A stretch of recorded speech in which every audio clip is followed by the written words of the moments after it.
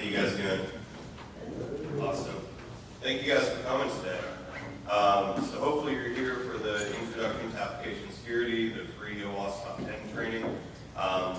If you guys would like, I'm sure you guys would like, write that link down, plug it into your laptop. I promise you there's no malware there. It's not going to compromise your system. What it is going to give you, however, is the PowerPoint slides. So you can take these, you can use them in your own trainings, you can use them for review, whatever the case may be. This link should be good for about 30 days. I just uploaded it to there and said that that file sharing service will keep it around for about 30 days. So hopefully you all are good with that. The training that we're going to do over the course of the day today is a training that originally National Instruments, the company that I work for, had Down Group, the company that Dan works for, come in. They did a big training for our developers. It was some awesome training. Dan does a fantastic job with this.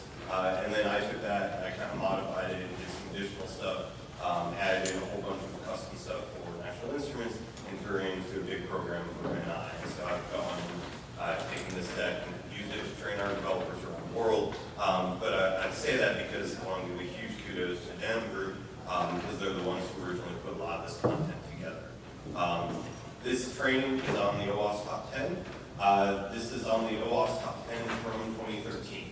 And I say that because in 2017, the OWASP Top-10 2017 was released. There are some minor changes between the two of them, but the fact remains that despite that there's a new OWASP Top-10, the issues that we'll talk about today, the 2013 Top-10, are legitimate issues. They're very much still issues. They're out there live in the wild. They're in all of your web applications. And so the things that we talk about today are going to still be very, very much relevant. I'm Josh. I run the security team over at National Instruments just up the road. I'm the CEO and creator of SQL, which is a framework for risk management. I've been involved with the OWASP Foundation for well over a decade now, I think 12 years, something like that. I ran the OWASP Austin chapter for a couple of years. I was on the OWASP Global Board of Directors. So I've been around the block, and I'm also one of the co-founders of the LASCON conference. So welcome. Speaking of LASCON, so you guys are here today because of LASCON. LASCON is who's paying for the room, the OWASP Austin chapter and whatnot. If you find this valuable, if you enjoy the topic, if you find that the stuff that we talk about today is interesting, highly recommend that you stick around for LASCON. LASCON is Thursday and Friday this week. It's super reasonably priced. I think it's like less than $300 for the ticket. That includes all the meals, you get t-shirts, all sorts of swag and whatnot. It's a fantastic conference. There's going to be talks about DevOps. There's going to be talks about physical security, all sorts of stuff. It is an awesome, awesome conference. Of course, I'm a little bit biased because I'm one of the co-founders, but hopefully you guys stick around and whatnot. Dan, do you want to introduce yourself? Hello. Hey, I'm Dan Cornell. I'm one of the founders of the CTO of Den, based in San Antonio, office here. We work all over. By way of background, I'm a programmer by background, so a software developer, doing a lot of Java in the mid-late 90s, .NET, early 2000s. But really what I've spent the last probably 15 years of my career doing is working with organizations to help them build more secure software. And so I'm a software developer that's come into the world of security, as opposed to maybe somebody with a more traditional security background that's now doing pen testing for web applications. And so that kind of colors the way that I view the world.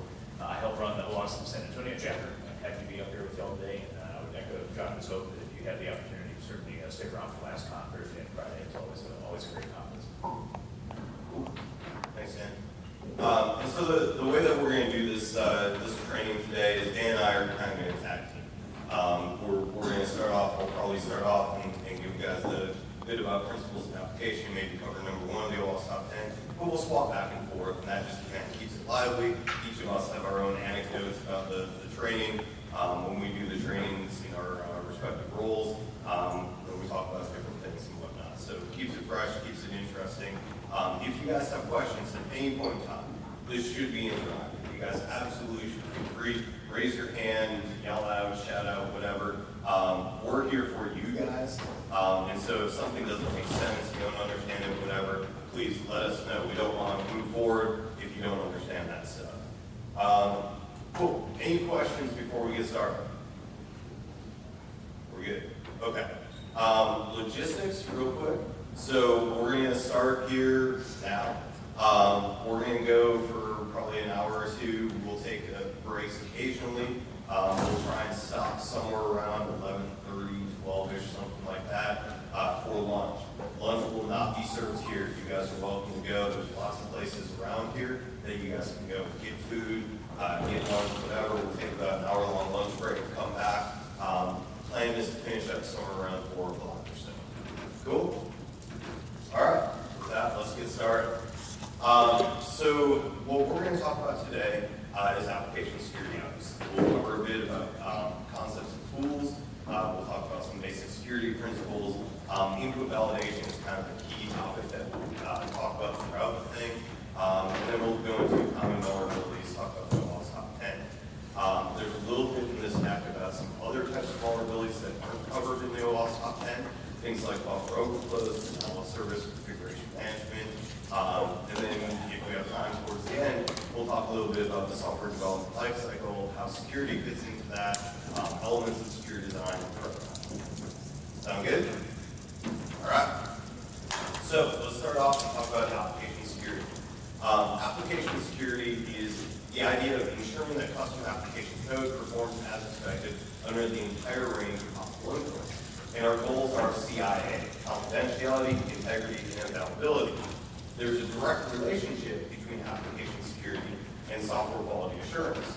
So some people might say that's kind of a sub-area of SQA. Software quality assurance is typically verifying that the software does what it's supposed to do. So your QA people have this list of functionality. They're going to verify that each of those bits of functionality are things that the software is actually doing. Application security, on the other hand, is usually looking at things that the software does that we never said that was supposed to do, right? So we're looking for the things that it does that aren't advertised. And so in a perfect world, you're going to have something like this.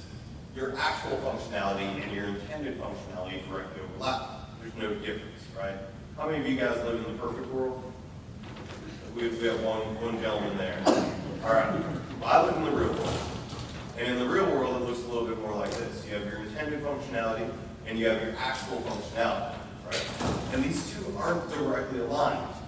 And the reason being is that developers make mistakes, right? And so in cases where you have actual functionality that was never intended, that's your unintended and undocumented functionality. This is the security issues. These are the things that we're trying to fix here today. And then the area in between, you have the built features. Those are the things we said it should do and it does. And then on the other side, we've got the bugs. Things that, hey, we said you're supposed to do this, and the developer never implemented. All right? There are some cultural differences between quality assurance and application security. Information security tends to have a measured culture. And what we mean by that is we're going to look at what's in place, we're going to audit it to verify that it is actually doing what we said it should do, and then we're going to monitor it while it's in operation to make sure that it continues to do what we said it should do. Application development and systems integration have this build culture, where you're creating something that didn't exist before, right? We're building something from the ground up. And usually we have these project-based deadlines where we say, by this date, we have to have this particular thing done. Now, why does any of this matter, right? Why does application security matter to us at all? And the reason is we have all these web apps that we consider to be business critical that are internet facing, right? These are things that anybody online, any hacker can have access to. And we have even more data. That's kind of the tip of the iceberg, right? There's even more data that's underneath. So things that are available to trusted insiders, things that are on private internets and things like that. And so if people get access to those, they can get like data breaches, the information can be stolen, it can be shared, people pay for that data. There's been a number of different surveys out there that talk about applications. And one of them was Sensic. There was a report from 2014 where they said 96% of applications that were tested in 2013 had one or more serious security vulnerabilities. And the truth is, we're not doing a whole lot better today than we were back then. Most of our applications still have vulnerabilities, lots of significant flaws, And we still see it in the headlines almost every single day. Some company got breached, right? So this is a serious issue. It's something that we need to do something about. And then even more so, we've got laws and regulations that are coming into place more and more about how data is stored and made available.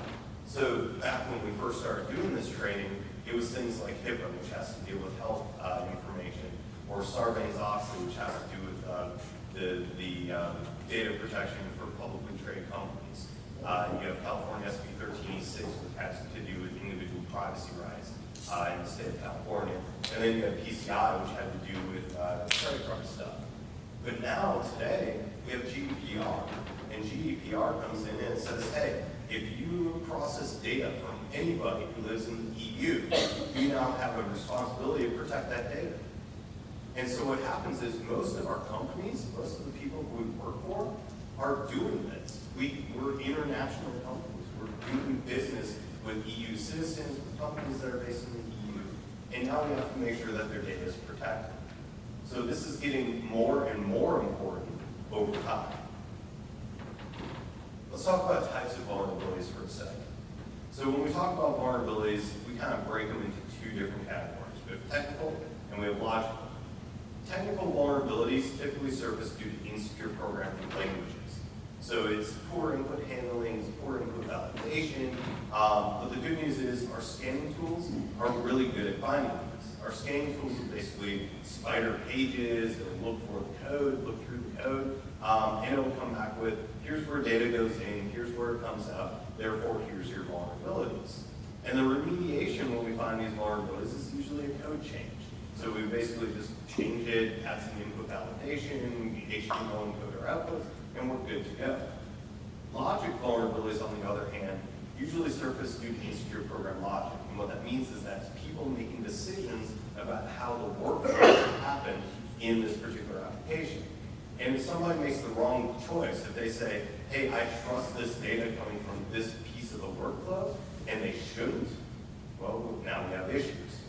I'll give you an example here. So a long time ago, there was a woman who was on the website, and she got onto the website. It was a shopping website. She found a purse that she thought, hey, this is a neat purse.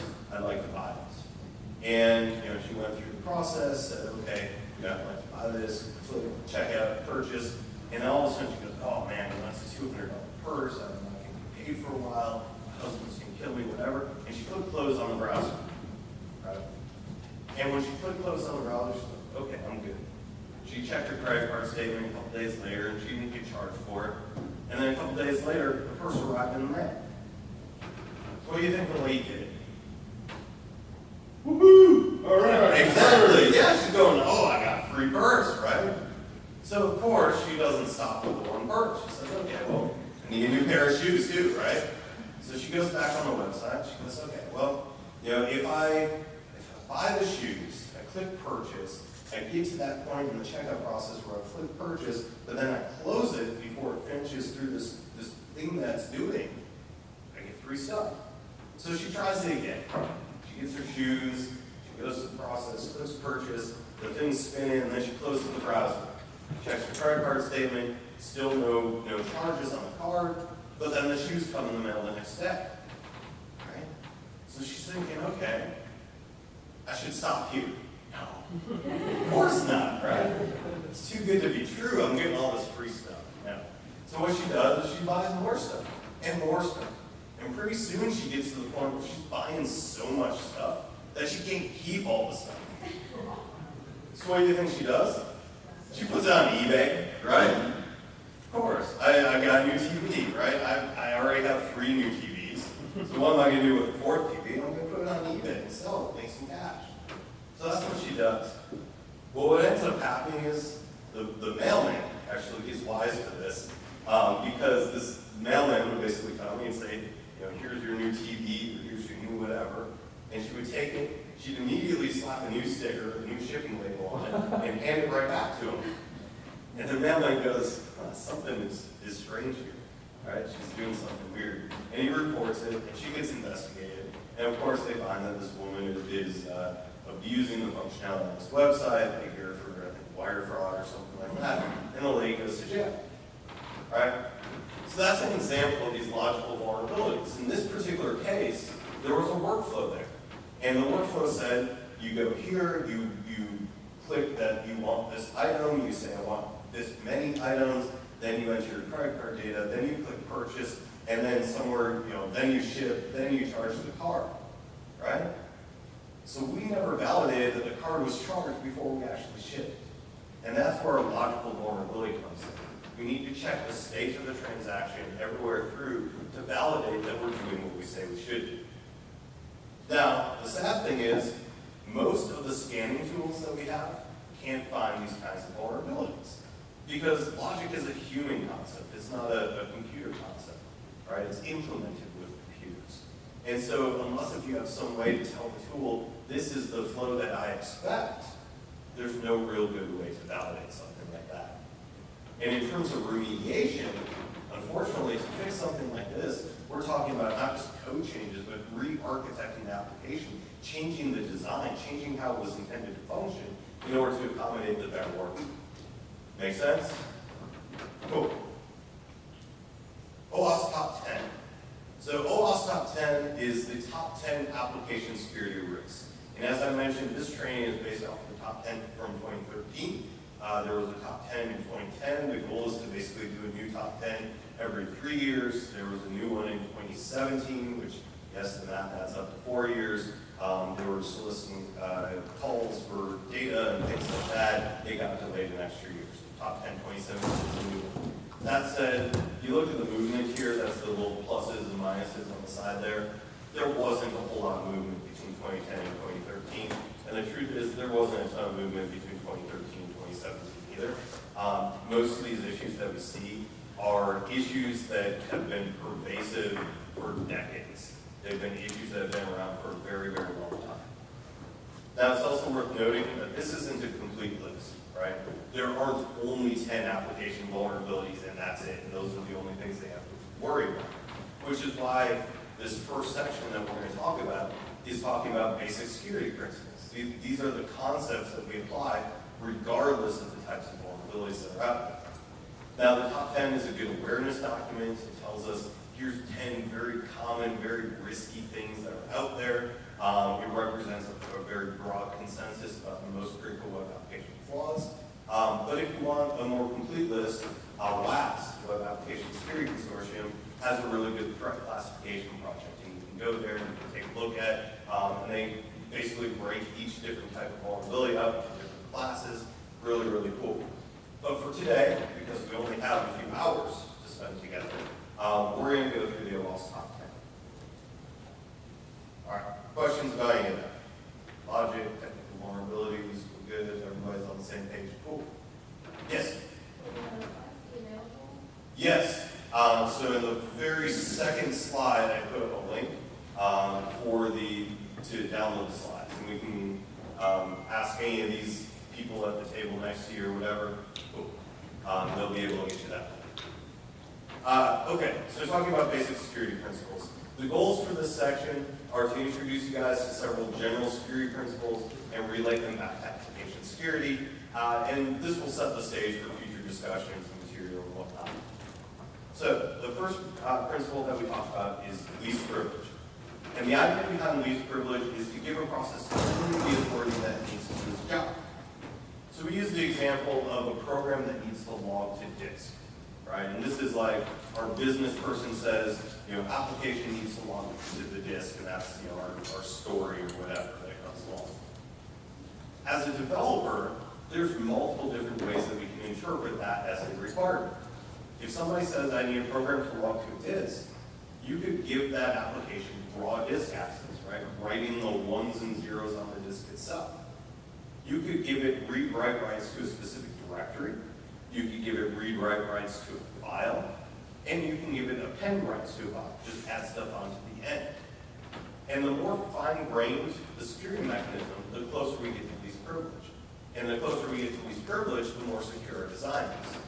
So out of those things, what do you guys think is the least privilege? Append. Yeah, absolutely. So if we're appending to a file, we're not, if we're able to write ones and zeros to the disk, right, there's all sorts of stuff we can do. We could write our own executable and then execute, right? If we have read-write rights to a directory, maybe there's other files, maybe there's other things in that directory that we can modify, and that's not a good thing. If we have read-write rights to a file, then we're able to modify the file itself. We're able to change the log, right? But if all we're giving this application is access to append to the file, all it can do is just add new lines to the file. And there's still things that they could do with that privilege, right? They could still write null characters to the file or a null terminator, and then stuff after that, and nobody would ever see it. All sorts of things that we could do there, inject JavaScript in the file or whatever, right? But we're narrowing down the privilege to as small as possible and getting closer to that secure design.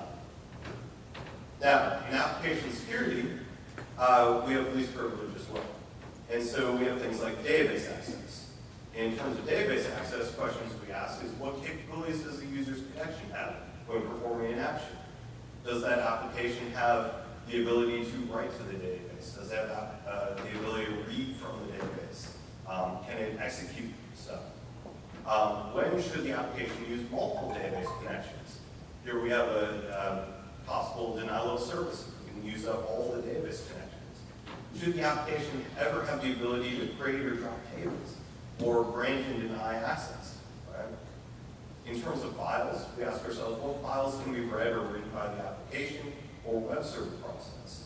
What are those files used for? Are the files able to be executed on the server, like PHP, where it's dynamic? Do we have encryption? In terms of user access routines, what are the different classes of users? What can they do? Do we have anonymous users? Do we have unauthenticated users? Do we have admin users, right? And then we also look at separation of roles, the administrator versus the regular user. How do we change that? Right? So that's least privilege. Defense in depth says that we don't depend on a single security mechanism. Instead, we have multiple independent security measures in place. So I like to think of this as a castle, right? If you have a castle, you typically have things in place to defend it, because it's a big thing, you got crown jewels in there and all that other stuff. So you put up walls, you've got archers, you've got pots of boiling oil, you've got moats, you've got sharks with lasers, right? The reason why we have all these different defenses in place is because if any one of those defenses fails us, we have other things to back it up. So if we don't employ defense in depth, we have brittle security architectures, and we have a false sense of security. It's like, I have a really big wall, right? And that wall is going to keep me safe. But what if somebody digs under that wall? Or what if somebody has a ladder and goes over that wall? Or if they have dynamite and go through that wall, right? So we want to make sure that even if that wall falls, we still have something else to protect us. If we use defense in depth, we can prevent the exploitability of some kinds of vulnerabilities. And in other cases, like encryption as an example, we may reduce the impact of the results of vulnerability exploitation. So if we encrypt a file, right, it doesn't matter if somebody gets that file, it may matter, but even if they get that file, they probably can't read the data. Now, the thing to remember with defense in depth is extra security generally entails less usability. So they say if you have a server and you stick it in concrete and you stick it at the bottom of the ocean, it's pretty secure, right? Very few people are going to be able to access that server. But if that server is in concrete at the bottom of the ocean, it's not very useful. So here's an example. We got our company is Acme stuff, and we rely on a firewall to block unauthorized access to our network. Well, in this case, if all we have is a firewall, that's the only thing protecting us, all we're doing is blocking a certain port or a certain protocol. And there's multiple different ways that an attacker could bypass that, right? So in the case of most companies, we're blocking, or we're allowing port 80 and port 443 through the firewall to access our web apps. Well, if there's a web application vulnerability in that thing that we're allowing through our firewall, game over. They now have access into our environment. So all it takes is misconfiguration of the firewall, somebody forgot to enable a rule or drop the firewall for troubleshooting, whatever. Or if there's some exploit in the code that will allow this valid service to be subverted, it's game over.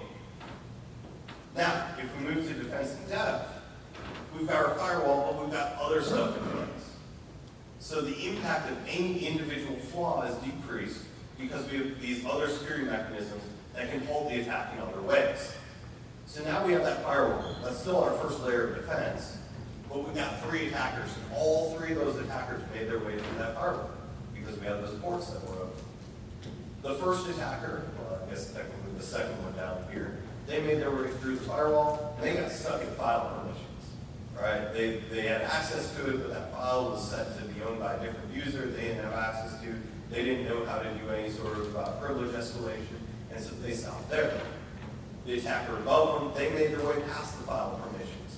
And they were able to get at the system, and then they were trying to enter passwords, and we used strong passwords, so they weren't able to brute force their way into the system. And then that last guy, he was able to make it through the firewall, through the file permissions, past the strong passwords, even made it through our account restrictions, and he got the data.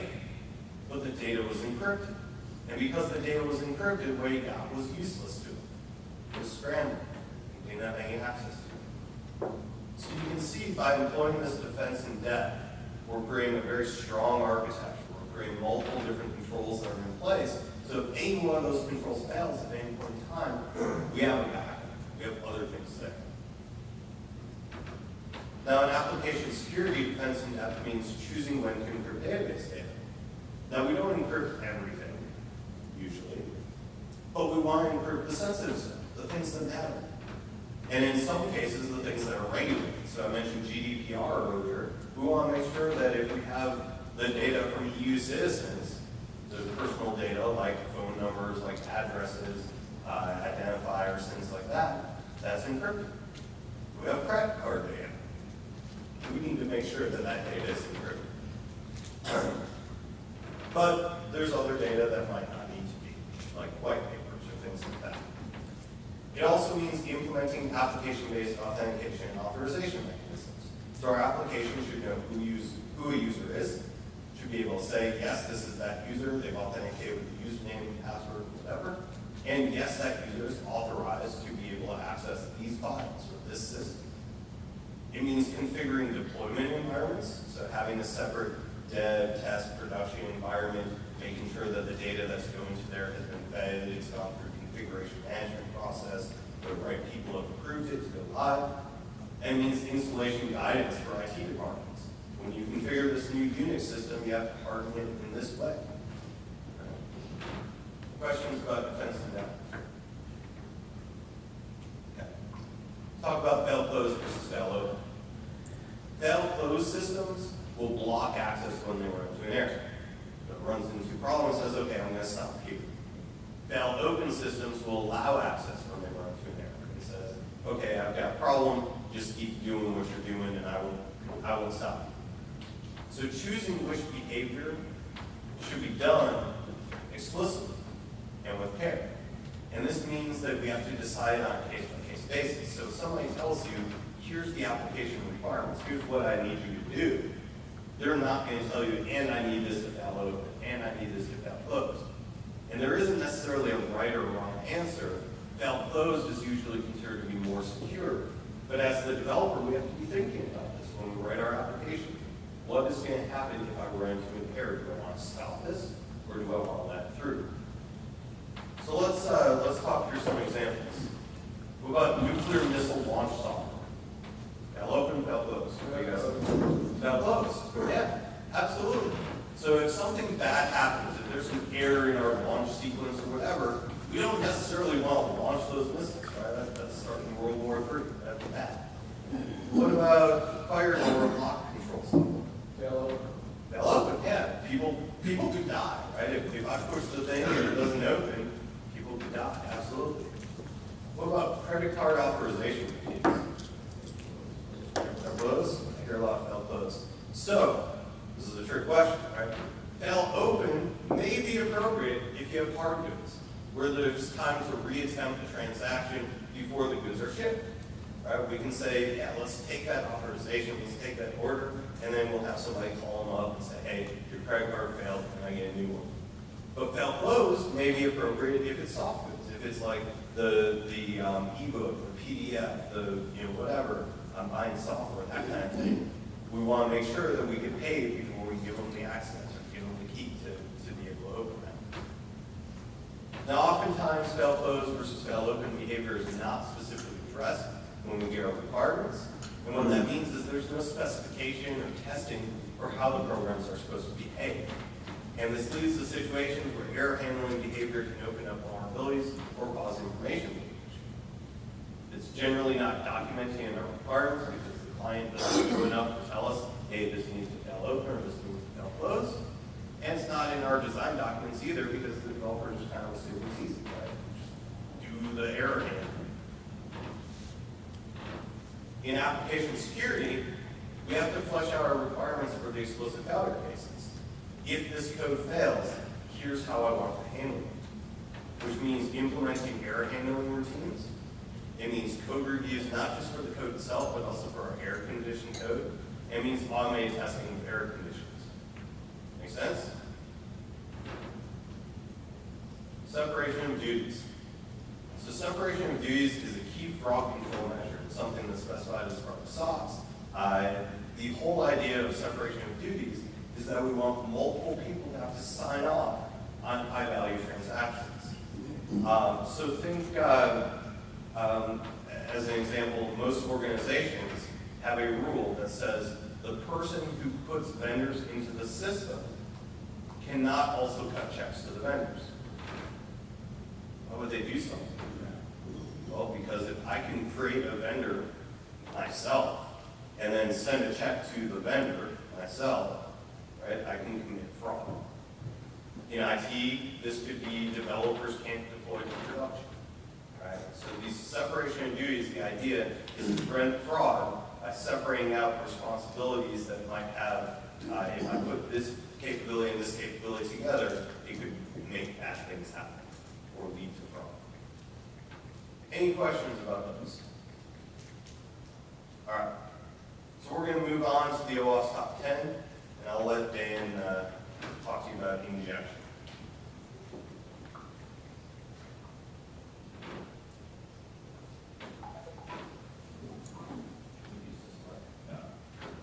You could use 2 minutes if you want. Probably not good. All right. Hello. All right. Thanks, Josh. Okay, so Josh gave you some background on the OWASP Top 10, and what we're going to do now is step through those top 10 items individually. And the first item that we're going to talk about are injection flaws. And injection flaws come in a variety of different flavors. Has anybody here heard of SQL injection? Very good. What about LDAP injection? All right, excellent. And so we're going to talk in general about how injection flaws occur, and then we're going to look at some specific examples. And I think the important thing to understand when we look at injection flaws is to understand that when you're passing information, when you're given information, you're passing it off to other systems to be interpreted. You need to make sure that data is treated as data, and data isn't a situation where it can be treated as code. We'll talk more specifically about that here in just a minute. So what is an injection flaw? An injection flaw occurs when untrusted data is sent to an interpreter as part of a command or part of a query. And in this situation, an attacker's hostile data can trick the interpreter into executing unintended commands or accessing data without the proper authorization. And as I said, there's a number of different variants of this, and we'll talk about some of the most common: SQL injection, OS injection, LDAP injection. The impact here is potentially very severe because what you're running into is a situation where data that should be processed by the system instead is treated as code to be executed. And as we have a little quote on the first slide here, if I can run code on your database, it's not your database anymore, it's my database. Right? And if I can run, as we'll talk about with cross-site scripting, if I can run JavaScript in your browser, it starts to become my browser. And so the impact here is potentially very severe, depending on the scope of data or access that the interpreter has. And again, data loss, data corruption, lack of accountability, denial of access, and sometimes a complete host takeover. If you have certain stored procedures turned on in Microsoft SQL Server, like XP command shell, if I can run a SQL injection command and get access to those, I can run commands on the actual operating system. And so that's really, really bad. And again, it can be stolen, modified, or deleted. So how does this happen? You have to be worried about this anytime your application is accessing some sort of an interpreter, where you're passing a string over to an interpreter, and that's going to do something with it. So, major variants of this in SQL injection, right? I write a SQL query, select star from whatever, where to this and that, the other, update this, delete from whatever. You can also have it with LDAP, query to pull back LDAP users according to certain characteristics in the directory. If you're making XPath queries, XSL transforms, HTML, sending things to operating system commands if you're calling out to a shell. So any situation where you're bundling up a string and handing it off to an interpreter, and that interpreter is going to essentially treat it as code. It's going to run whatever string you've passed over to it. We're going to focus the most on SQL injection. That tends to be the most common. Kind of in my experience, the vast majority of web applications are just ways to take stuff out of a relational database and stuff it, stuff it into HTML. And so this is something that we see very, very common and very, very damaging. And also because if you think of the value that attackers are trying to get to in an application, because that's really, that's typically their focus. They want to get at something of value. In a lot of cases, the valuable thing is the data. So when that data is all stored in a database, the ability to impact or to control the queries that are run on that database becomes very attractive for an attacker. So it's a common problem, remains a major problem. So SQL injections occur when we build queries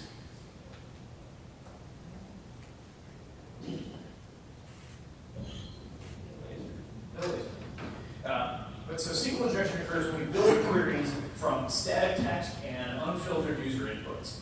And so if you think about it, this is a very natural way to write code. Select a string, SQL and execute, select star from user where username equals, and that's got to be a string, so put a single quote, double quote to end that string, append the username in between there, put another single quote at the end, append that to and password equals, and do the same stuff with a single quote and a bunch of quotes. And so the developer expects that what gets passed in is going to be a username. It's going to be dcornell or dan@benadru.com or whatever usernames are crafted in the system. And so that's the expectation.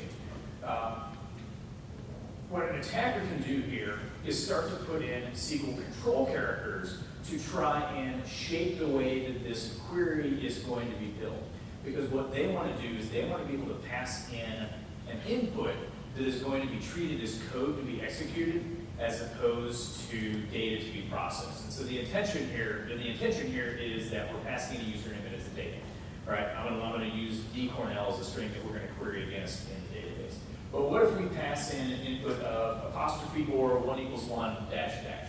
Right? So if that's the username that I pass in, the SQL query that gets bundled up by this code is select star from user where username equals quote quote, so blank string, or 1=1 dash dash. Right? What is the behavior of the SQL interpreter going to be when it receives this query? What's that? True. Yeah, exactly. It's going to return everything because it's going to say whether your username is blank. Well, hopefully we're going to have any of the blank username, so that would match any record. But 1=1 will match every record, right? And with that dash dash at the end, it tells the SQL interpreter to treat everything after this as a comment and don't process it. And so by using SQL control characters in the username that got passed in, what that has allowed me as an attacker to do is to execute code, right? To send in an input that gets treated as code. There we go. So we can pass in an input that instead of being data that gets processed, instead we can pass in code that's going to be executed. And so that allows me to do very bad things. So in this case, it allows me to bypass, if this is a login routine, the way that this is supposed to work is I need to have the username and the password both to match. If I'm lucky, or if I'm correct, I'll have one row returned from the database. If not, I'll have no rows returned from the database, right? Does anybody see another problem with that login routine as it's designed? kind of makes it look like the passwords are in the database unencrypted. Also not good. We'll talk more about that later. But there's more than one problem in the code that we've got there. But what this allows an attacker to do is to bypass this and say, well, I'm always going to be able to get at least one row returned, and really I'm going to get basically every row in the user table returned. So because this code has been written in a manner that didn't force data being passed in to be treated as data, we're open to the situation where an attacker can take control of the execution, which again, in a situation where you have a lot of valuable data in the database, and where you're expecting certain relationships in the data to behave in a certain way, it's going to allow the user to potentially bypass the log and be able to access the system even though they don't have a valid username and password. So let's see what we're going to be able to do here. We short circuit the query constraints. That's what we did before, or 1 equals 1 to say this query is designed to work in a certain way. We're going to make it operate in a different way.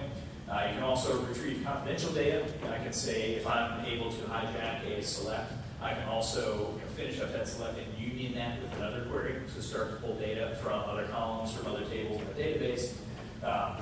Potentially, if I can, depending on where I can get into the query, I can add in and delete, delete data, and so on and so forth. And so, being able to control the queries that are run on this database gives me as an attacker a tremendous, a tremendous amount of leeway in what I'm able to do. So if we look here, we see, again, we've got an attacker over here. They're going to pass something they're going to pass a malicious input to the application server. That's going to turn around and be executed on the database and server. And so this is a way that the attacker is able to leverage their access through the web application to cause damage or have an exploit on the database server. So here's an example scenario. One thing I've seen this comment before. Just so damn funny. Security. So some schools having trouble. You break something. Really name your son Robert. Drop tables, students, little lobby tables. And so, so the advice here is I hope you've learned to sanitize your database inputs. We'll talk about a couple of different strategies that you can use in order to make your SQL queries safe and to make that bomb-proof even when faced with query inputs. Here's another example scenario 2, just in case you've got a license plate reader that may be attached to some different system.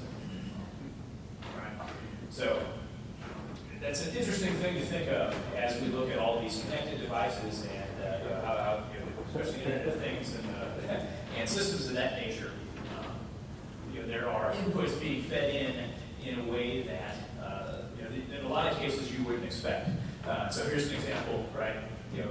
For all your testing, you're probably going to your set of test inputs to the system is probably going to be legitimate license plates, right? But again, maybe this person does something different. So that's another look at why a lot of traditional QA approaches often miss security vulnerabilities, because here we're passing inputs in a way that would not necessarily be expected. So let's apply the same thing to operating system commands. So if we're building OS shell commands from static text and unfiltered user input, again, we're appending a bunch of strings together and passing those off to some sort of shell. This is something that we don't see as much anymore. Both Java and .NET have some protections in place that make this hard to do.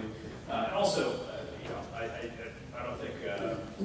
don't see as much shelling out operating system commands these days as used to be. When I started doing web development in the mid to late '90s, writing stuff in Perl, MySQL as a database was still pretty new. You couldn't necessarily run it on everybody's hosting plans and things of that nature. So we use the file system as the database a lot, which means we use things like the ls command to list things, pull things back, we open files, write to files, and so on and so forth. If you wanted to send a mail, you open a pipe to the send mail command and things like that. More modern web development environments now have libraries that do all this stuff, make it a little bit safer. Which is good, but it's still something that you see, if you're attached to old code, and potentially very damaging, because here, what you're potentially giving access to is the ability for an attacker to run shell commands on one of your, on one of your servers. And again, if I can run shell commands on your server, it's not your server anymore, it's my server. Similar problems potentially exist when looking at doing LDAP queries. So again, when you bundle up a query that you're going to send off to the directory server, if you pass in a value of star, it results in a query string that's going to return a whole lot more stuff than it's necessarily supposed to. So how do you test applications? If you're looking at applications, how do you test it for injection type flaws? I don't know if it's good news or bad news. The news is that testing for many injection flaws is also pretty easy to automate, because in a lot of cases they have pretty distinctive request and response patterns. And so if we're thinking about SQL injection, we can send in SQL special control characters like single quote, double quote, semicolon, dash, dash, and then we look for SQL-related error messages. So if I can pass in a single quote and I get a JDBC error message back, that's an indication to me, that's a pattern that often indicates that there's some sort of a SQL injection vulnerability in the application at that point. All right, because I'm passing in a SQL control character, and instead of that being handled properly, with the query coming back and saying like, no, we don't have a user named apostrophe, instead what we're getting is an error condition back indicating that the application isn't properly handling that input. That the application goes through an error state when it has something like that passed in. And from that we then go and look to craft a payload, right? So this requires thinking a little bit of, as the attacker, you've got to think, what does the SQL query look like on the other side of this, right?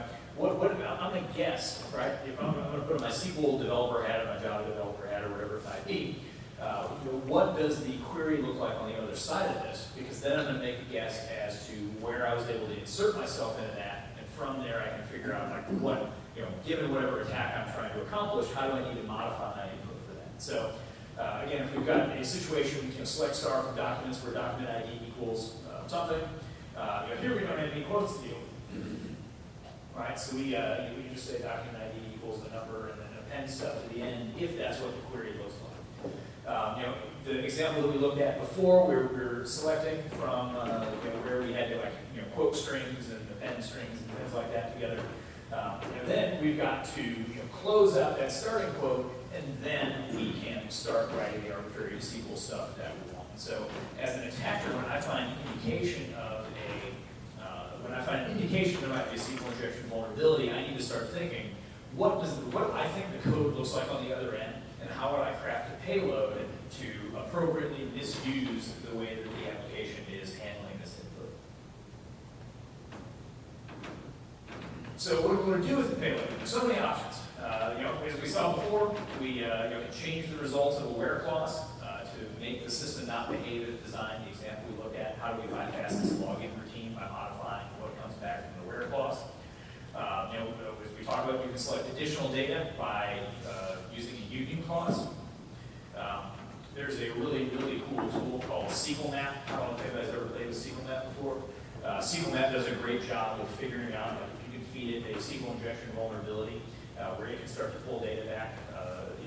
Depending on how the database is constructed, it's in certain cases it can even go pull the database metadata back to say, oh, here's what all the tables look like, and then just start to use union queries to pull all the data in the database back. Really fun to watch in certain circumstances, terrifying to watch in other circumstances, depending on which side of the equation you're on. We can end the current statement and run another. The semicolon is typically used to separate SQL statements, dash, dash, the SQL comment, the rest of the line gets ignored. Again, with SQL, I can do selects, I can do inserts, updates, deletes, and the options are limited only by the imagination and skill of the attacker, but also the constraints of input, validation, and database account permissions. And so, going back to what Josh talked about with defense in depth, you really want to think about the user or users that your web application can use to access the database. I see far too many databases where you have a root user or an SA user accessing the database. Has anyone ever seen that? No one here would ever do that, of course, but you might have seen it for colleagues that aren't smart, maybe.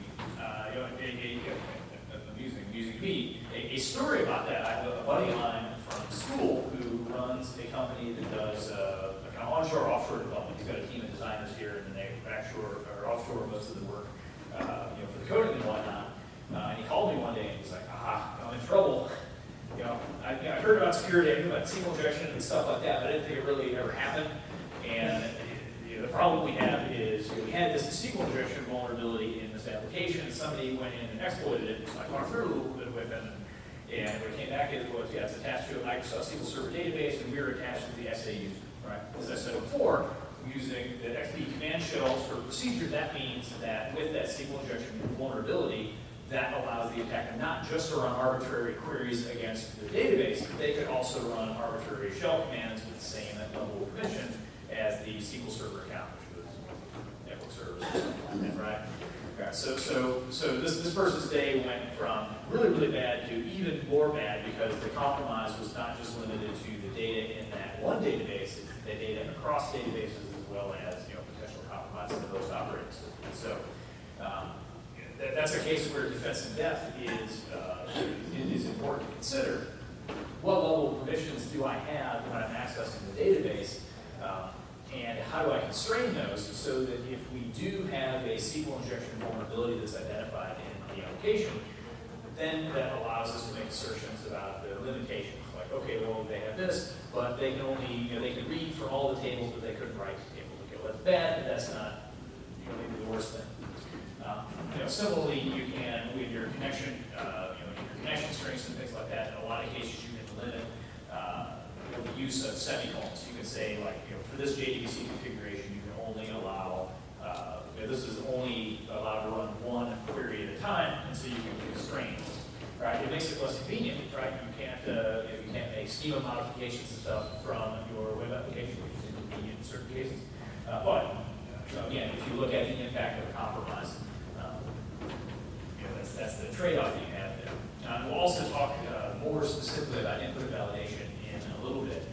Thinking about it, if you're watching the inputs come in to say, well, I want to know my username, I'm trying to match on a username, well, what do the usernames look like? Should they be the first initial and the last name, something like that, so you expect them to be all lowercase letters? Is your username email address where you might be able to run a regex against it or do some validation? Are there certain characters that are allowed that are not allowed? As we'll see when we talk in more in depth about input validation, but if you can apply some sanity to the inputs that are coming in and identify the potential malicious inputs before they ever get handed over, that's potentially a good thing. Right? If I know a username is never going to have a single quote or a double quote, that's going to make it a lot harder to craft payloads that are going to be able to successfully exploit. Right? That's not to say that input validation fixes these problems. It doesn't, and we'll talk about what you need to do to actually fix these problems. But again, from a defense in depth standpoint, constraints and input validation, database and compromissions, those are additional controls that you can put in place to hopefully decrease your risk if you do end up having this type of vulnerability. Okay, so some mitigations. You want to positively validate inputs for length, type, syntax, business rules. Again, we've got a whole module talking about that a little bit later on. But what you want to think about is, for any given input, what is this supposed to look like? The first name is the last name is the zip code, country code, so on and so forth. Let's make sure that what gets passed in is sensible. And the most important thing, that when you actually fix these injection vulnerabilities, make your application bomb-proof against them, is to make sure that inputs are treated as data to be operated on, not code to be executed. And what that means is that you need to appropriately encode inputs before passing them to interpreters. In the JDBC or the SQL realm, there are two ways to do this, stored procedures and prepared statements. And that's where you turn over the responsibility to say, hey, I might hand you a weird string, but I need you to make sure that that gets properly encoded, right? You should be able to have single quotes in strings that you're using for SQL queries. They just need to be properly encoded based on the database and the database driver. And so by using stored procedures or prepared statements, you can essentially say, I need to run this query, and here's two placeholders. It's your job, SQL Server, to make sure that these things get encoded properly. I'll show code examples of those in just a hibernate or hibernate helps, you can still, again, like they still, for HQL, like that's still getting passed to an interpreter, so you still have potentially the same problem. You're building up strings and passing them to an interpreter. An ORM abstracts a lot of this out in a lot of cases and can reduce your attack surface in that regard. Again, you want to practice defensive depth by restricting account permissions. And database users that are used by web applications should be of as low permission as possible. Looking at a Java-specific world, talk about prepared statements and stored procedures. We'll also talk about controlling error messages. So what we do here with a prepared statement is we're going to say update coffees set sales equal to something where coffee name like something, right? And then I'm going to go in and say, for this statement that I've just prepared, I want to set the first variable to 75 and the second variable to Colombia. Why are these one index rather than zero index? I don't know. Sorry. I don't make the rules. I'm just here to report. So you see what we've done here is we've said the structure of my SQL query needs to look like this. Update coffees and set sales equal to this when coffee name like that. And I say the first this is 75, the second that is Colombia. And it's the responsibility of the JDBC driver and the database to treat those appropriately. And so I should be able to, instead of Colombian, set it to apostrophe, exclamation point, star, or like any emojis, whatever nonsense I want to pass in. Right? I should be able to pass in any given value, and that is going to be treated as a string, encoded according to how the database and the database driver need to be encoded, so that when that query gets run, when that query is run, that is treated as data to be operated on as opposed to code that is executed. You can do a similar thing with callable statements or stored procedures, where I say I want to prepare a call to this show suppliers. I'm going to set the first variable to as an int to 75, second variable is a string, and then I'm going to execute that query. Right? The same type of approach where that allows me to say I'm going to call this code, and I'm going to pass in these two values. Please escape them properly. There is one caveat I want to mention here. If inside of that stored procedure, you take those two values and append them to a string that you then feed off to a second call, well, you've got the same problem, right? You've done the same thing. You've taken a string and appended it to a string and fed it in, right?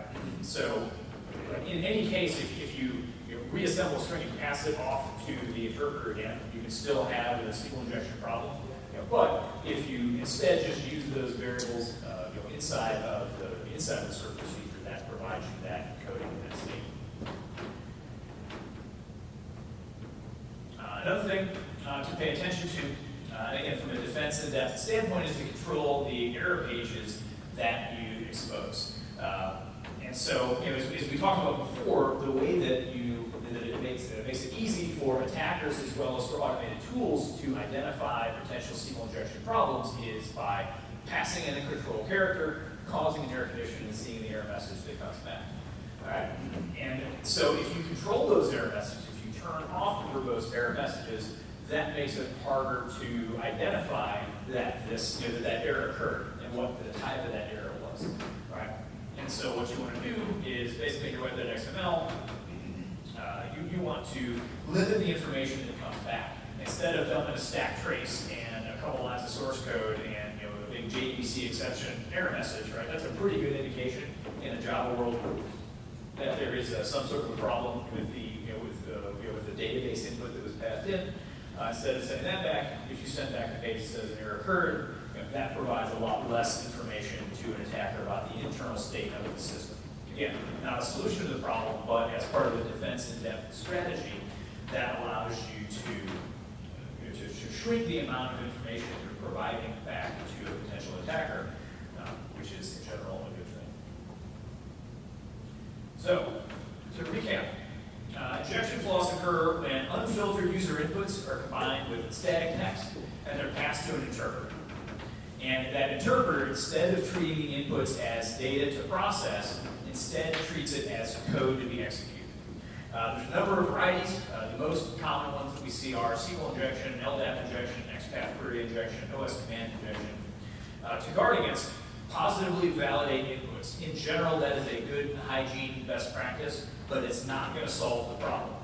What solves the problem is escaping the user-supplied data before sending it to the interpreter. We also want to restrict attackers' access to information by controlling the type of errors that come back and access to debugging info. And we want to practice defense in depth by limiting the permissions of the accounts you use for the web applications to access the database. Got some additional references here. Any questions about any of that? All right. Thank you very much. And we'll turn you over to Josh here to talk about authentication and session management.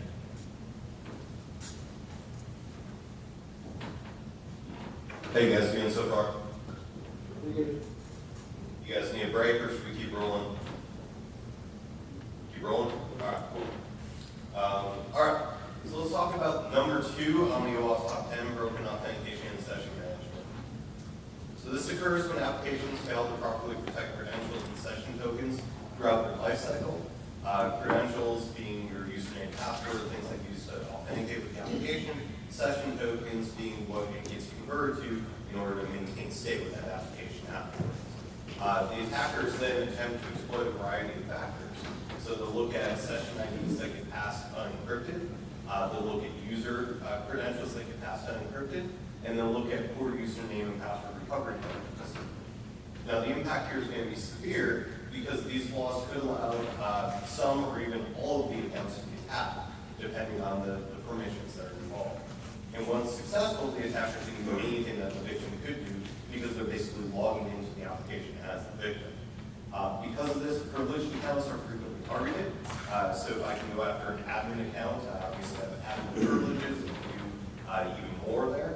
And so we need to consider the business value and the effect of data, or the application functions and the business impact of public exposure of the vulnerability. So if this application happens to be on the internet, it's definitely going to be more of a severe of an impact than if it were on our private network. There's multiple different variations of this. So in one variation, the attacker would sniff the network traffic to recover sensitive data. So you'd be looking for session identifiers or user credentials. Anybody ever hear of Firesheep? Yeah, we got one. Great. So Firesheep is probably about 10 years old at this point, maybe even older than that. But it was basically a browser plugin. You put it into Firefox, and what it would do is you load it up, and it would listen passively on whatever network you were on. So if you go to Starbucks or something like that, you'd load up Firesheep, and you just sit and wait. And Firesheep would look for basically communication with Facebook, with Twitter. There were a few others that were in there as well. And when it saw somebody on the same network as you make a connection to one of those, you would basically grab the session information. So we grab that session ID, the token that the user uses to log in. And it would literally give you a, would you like to log in as this user? And if you click yes, it basically substitutes your session with their session ID, and all of a sudden you're logged in as that user. And the reason why all this worked is because back in the day, nobody used HTTPS. There was no SSL layer encryption there. And so all the data was being sent in clear text. Oftentimes it was passed in the URL, sometimes it was passed in the body of the message itself. But because it was HTTP and we were sitting on the same network, we could sniff that traffic. And if we could sniff the traffic, then we would get that credential and we'd be able to log in as that user. Now, in some cases, we have session identifiers that just aren't generated in a random fashion. And so in those cases where somebody creates their own scheme to create session IDs or something like that, maybe we guess the session identifiers. Actually, at LASCON here back in, I'll say it was 2010, I think it was our first year, we had a guy here named Sammy Kamkar. And one of the things that he talked about was basically how he looked at PHP and how PHP generated session IDs. And he was able to go from this very long space of possible combinations to a very small space of combinations just based on the way random actually worked and how those session IDs were created. So it's definitely possible to do that, especially in situations where people roll their own. And then you can have the attacker exploiting vulnerable account management functionality. So example, username recovery, password reset, things like that. So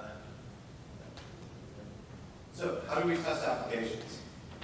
Testing is usually hard to automate with static or dynamic analysis because it relies on heavy business logic that we already set the scanning tools to go and understand. So what we need to do is we need to use threat models to target manual attacks. So what we do is we look for likely attack vectors and we verify that they're not successful. So we're basically feeding data in. We're looking at the session identifiers, log out, log back in, look at the session identifiers, see how it's changed. We're looking at the password recovery functionality, things like that, to see if information is disclosed that way. Basically, manually testing the application to look at requests and responses. In terms of mitigation, we have some technical factors here. So one is using built-in session management functionality for the platform. Usually if we're using the built-in functionality, it's been created with random values, due to cryptography, things like that, as opposed to rolling your own. As in most things with application security, if you roll your own, you're probably doing it wrong, right? And we'll talk a little bit more about that later on in the day. But if there's a built-in session management functionality in the platform itself, then you should definitely use that. Avoid using custom cookies for session or authentication purposes. So oftentimes cookies are used for that. The thing is, cookies are under the control of the attacker. And so if the attacker can basically manipulate that cookie, maybe you have a cookie and that cookie says admin equals true. Well, or admin equals false. If I change that value from admin equals false to admin equals true, and now I'm an administrative user, that's probably not a good idea. So all those kind of things you should control on the back end in the session itself. Don't use custom cookies for the session, things like that. Build secure logout facilities. Why would we want to log out? Why would we want to make sure that people can log out? So the session ends? So the session ends, exactly. So we want to make sure that when we're no longer using this application, nobody else can, right? And if we didn't log out, that means that that session ID would still be valid, and that somebody else could guess that session ID and log in as us. So we need to make sure that we destroy the session, invalidate the session identifier, and because of the importance of this, this is the reason why we have that logout link that is available on every single page, and usually you'll find it in the top right corner. Right? We all know where to look for that logout link, and it's the same on almost every application because of the importance of that logout functionality, the importance of destroying that session. We want to enforce session timeouts, and this is critically important on applications where we're worried about brute force. So think like banking applications and things like that. This is the reason why it'll automatically log you out after like 5 or 10 minutes of inactivity. We don't want an attacker to be able to brute force that session and get access to your bank account. So what we do is we look at that session, we say that session should be valid for a specific amount of time, maybe 15 minutes, maybe an hour, maybe a day, whatever, depending on the actual application. But then we enforce that timeout. So once that expires, we go ahead, we invalidate the session, and make the user log in again. Don't put sensitive data in URLs or logs. So back in the day, a lot of times people would put the session ID as a value in the URL. What happens is if you put in the URL, one, if there are proxy tools that are in between you and the server, those proxies will usually pick it up. If you have caches or things like that between it, it'll get picked up from there. And logs will capture that data as well. And so you never know who has access to those logs. So in any of those cases, it will do that, as well as in your browser history. And there's a lot of attacks that will basically be able to steal your browser history as well. So we want to make sure that we're not putting sensitive data in those URLs, we're not logging that information. And then lastly, don't rely on unreliable factors for authentication. And unreliable factors could be IP addresses, could be refer headers, things like that. Those things can be spoofed, and they can be spoofed by the attacker. And if I can simply modify where I'm coming from in order to change my refer header, and all of a sudden you let me in because I say the refer is from your domain, that's a bad thing, right? We don't have access to that. So we need to rely on things like our authentication, validating usernames and passwords, multi-factor authentication is even better, those kind of things. In terms of business logic design, we have some mitigations as well. So we want to require users to enter their old password when they're updating their passwords. We want to use strong secondary authentication functions. So password reset questions should be free-form rather than standard. What do I mean by that? I'll tell you guys a little story. You guys remember Sarah Palin? She could see Russia from her house, right? So Sarah Palin back in, I forget which year it was when she was running for president, or she was one of the candidates, but she actually got hacked. Her email got hacked. And the way that the attackers were able to get into her email was actually through this password reset functionality. Basically, it was like a Yahoo account.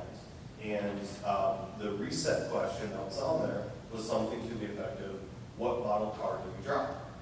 And it was worse because it was multiple choice. It wasn't just like fill in the blank. It was like, you drive a Ford Pinto, a Chevy Nova, Mercedes-Benz C-Class, or a Dodge, whatever, right? And when you think about Sarah Palin, you're like, well, she was in Alaska, she's got a lot of money, I'm going with the Mercedes, right? So it was very, very easy to kind of sift through those multiple choice questions, guess the right answer, and then the attacker was able to get into her account and compromise her email that way. So when we do these password reset questions, we want to make sure they're free form. They're things that aren't based on the public records, stuff like that. A lot of these reset questions I kind of hate because they're like, where did you go to high school? Well, if you know who I am and you know where I went to school, that's pretty easy, right? A lot of people can figure that one out. Or if you knew where I grew up, that kind of thing. Some like, what is your favorite color? Well, there's only so many colors that people will claim as their favorite color, and like, off-white, beige, whatever is not one of them, right? And using color codes and things like that, it's usually like red, blue, green, yellow, whatever. So, free-form questions. Be careful sending sensitive information via email. Just like we talked about HTTP being clear text, email for the most part is sent in clear text as well. And what that means is that anything going over email could potentially be compromised if it's between the source and the destination. If you do send stuff via email, email should have random identifiers. The random identifier should expire after time and upon use, and you should notify users of account changes. So the process should go something like this. I go to the website the website says, hey, you forgot your password, I put that link. It'll ask me to enter my username so that it knows where to send it to. Then it'll ask me some reset question. Hey, what is the street that you grew up on? So I enter that in there. And when I hit submit, it's going to send me an email. That email is going to have a long random link. When I click that link, it's going to bring me to the application. That link will time out after, say, 10 minutes or so of time. But once I have that link, I can go in there. I can enter my new password, so it never actually discloses what the old password was. And then once I use it, it's going to send me another email and say, hey, your password changed. You realize that your password changed, right? And that way, if I go, oh, wait, I didn't do that, right? Then I can contact the company and say, hey, somebody's hacked my account. So Java-specific safeguards, as I mentioned before, use the built-in J2E web session management for the application server. It uses good application development, good cryptography, so use that. So to recap, many web applications have both technical and business issues with the way that they handle user authentication and session management. There's a number of ways that those vulnerabilities can surface. We have the sensitive information passed over HTTP rather than HTTPS. So being passed in clear text, somebody would sniff that. We have guessable session identifiers or other related tokens, things that don't use the good random values, the long values that are made by the developer, they're short, they're not based on randomness. We have problems with the logic of account management and the password reset pieces. And to guard against it, we use built-in platform session management capabilities. We use what they give us instead of trying to roll our own. And then we need to think through the business logic of the account management functions to make sure that we don't run into any of those logic faults. Lots of references. OWASP has a ton of information on the website, lots of documentation, there's developer guides, there's cheat sheets, there's all sorts of stuff. It's probably worth talking for a sec about ASAPI. ASAPI is the Enterprise Security API. It's a project from OWASP where the goal is basically to create patterns that you can use, or in this case, a full API that you can use when you're developing that's based on secure concepts. Now, what I personally found with this API is some of the code that's out there, it was hard to get working as an actual API, but the patterns that are out there are actually really good. So when I was looking for a routine to do encryption as an example, I'll go to SAPI and I'll look at how they do encryption, and then I'll use that as a design pattern for when I do my encryption. OWASP Developer Guide is an awesome guide. It's free. It'll basically walk you through how to do lots of different topics, all the stuff that we talked about today, and then some. Any questions before we move on? Yeah. This goes back to having free-form questions for account recovery. Yeah. So I've ran into where they start to ask you questions that are so far out there that people are going to answer them differently each time, which requires you to go to support, get their help and their influence to try and get back into the account. Are there any sort of guidelines that you can give on what would be ideas of things that would be the right direction to go to make your questions free-form while not blocking yourself from questions people answer to different others today? Yeah, that's a good question. So his question is, are there things that we can do for these free-form questions where you basically write your own question and write your own answer so that they're in a way, they're meant in a way that you'll remember what they are? And I guess my best advice on this topic is to treat these password reset questions kind of like you would the password. So in my case, I'll use my KeyPass, the same thing that I use to manage my passwords, to manage some of those questions. And so in some cases, I'll say, you know, my question could be completely random. It doesn't even have to be words that make sense. As long as I can match the value, I can match the password that's associated with that value.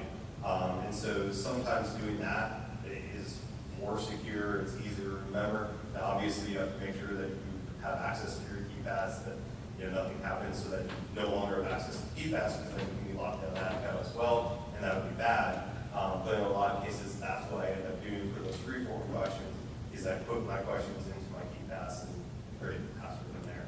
So is it better to tell them to treat it like a password recovery token that you would save off, and like, you know, these are the 10 keys you have, save these somewhere, print them out, whatever you're going to do with them, and just have them treat it that way, and then still take your questions off the wall as possible? Who's your favorite teacher when you were a kid, or something like that? Yeah. I mean, absolutely. I think that treating it like, I mean, that's really what it is. You know, in the case of like multi-factor authentication, one of the things that they'll do is they'll print off, like, here's the 10 codes that you have, that if you lose your MFA device, these are still good. And, you know, you take those and you put them in your safe or whatever, right?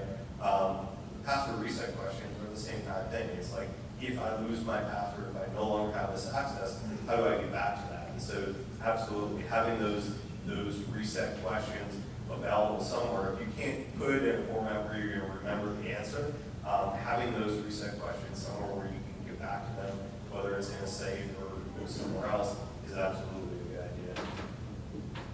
Yeah. So you mentioned IP address restrictions are not reliable, but having a username, password, and having this as a secondary mechanism is fine, but still it's not. So the reason why an IP address as a factor of authentication isn't reliable is because IP addresses can be spoofed. So basically the idea with that that I've seen implemented is that people will look at where the request is coming from. And they'll say, if that request is coming from this IP range, then I'll go ahead and let them in. Or maybe they'll use it as another factor and say they have the username and it's coming from this particular IP range. The problem is that all that data is under control of the attacker. I can change where my request is coming from. I can change the refer headers. I can change all that data so that when I send it to the application, it reflects whatever I want it to reflect. And so that's the reason why IP address really isn't an effective way to do that. The other thing is with IP addresses can be dynamic. So in the old days, like when you were surfing on America Online, as an example, AOL, your IP address came out of the pool. And so you could have one IP address one time and then a completely different IP address a different time. And so you couldn't rely on that at all to be the same kind of thing. The same thing happens a lot of times on our corporate networks. We use NAT pools. So there's a big range of IP addresses that where they come from, and I may come from one IP one time and a different IP a different time. Anytime we say that that pool is acceptable, now we're saying that anybody who's in that pool is acceptable. So anybody who may possibly come from that IP would be able to authenticate. There are better ways to do that if you're looking to do IP restriction. It's not a bad thing, and when we talked about defense in depth earlier, you absolutely could do IP restriction as part of defense in depth. So, for example, you could create a firewall rule that says that the only things that can access this application is this range, right? And that, I would say, absolutely is a good thing to do. Yeah, Thank you. yeah, no problem. Yes, sir. Yeah, when you're talking about using MFAs, the problem with those that I see is if you lose it because it's a physical device, the recovery mechanism now becomes the weak spot. Yeah, so what he's saying is that with multi-factor authentication, the problem is that your recovery mechanism becomes your weakness if you lose it. Absolutely, right? I can forget a password, I can lose my MFA token, things like that. Typically when you set up MFA, there is some other way to get in if you lose that MFA token. So either there's a master account that has the ability to reset that, or the MFA piece has a hard code that you can use. So like when you set up your device, you can print off its keys or save something into KeyPass, things like that. So like when I set up my multi-factor, basically it gave me a reset key that I use if I ever lose my MFA device, and I need to make sure that I save that off. In fact, it literally tells you, save this off, click next once you've saved it in order to proceed, and then like you click next and it's like, did you really do that? Because you'll need this if you lose the device, that kind of thing. So yeah, I mean, you're spot on with MFA. If you lose the device, kind of screwed, but when keep your cell phone in your pocket, it's usually pretty accessible. Other questions? Yeah.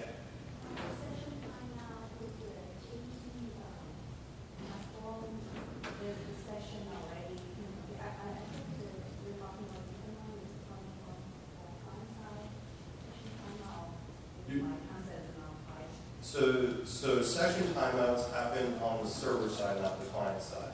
You're going to time out, you're going to invalidate the session.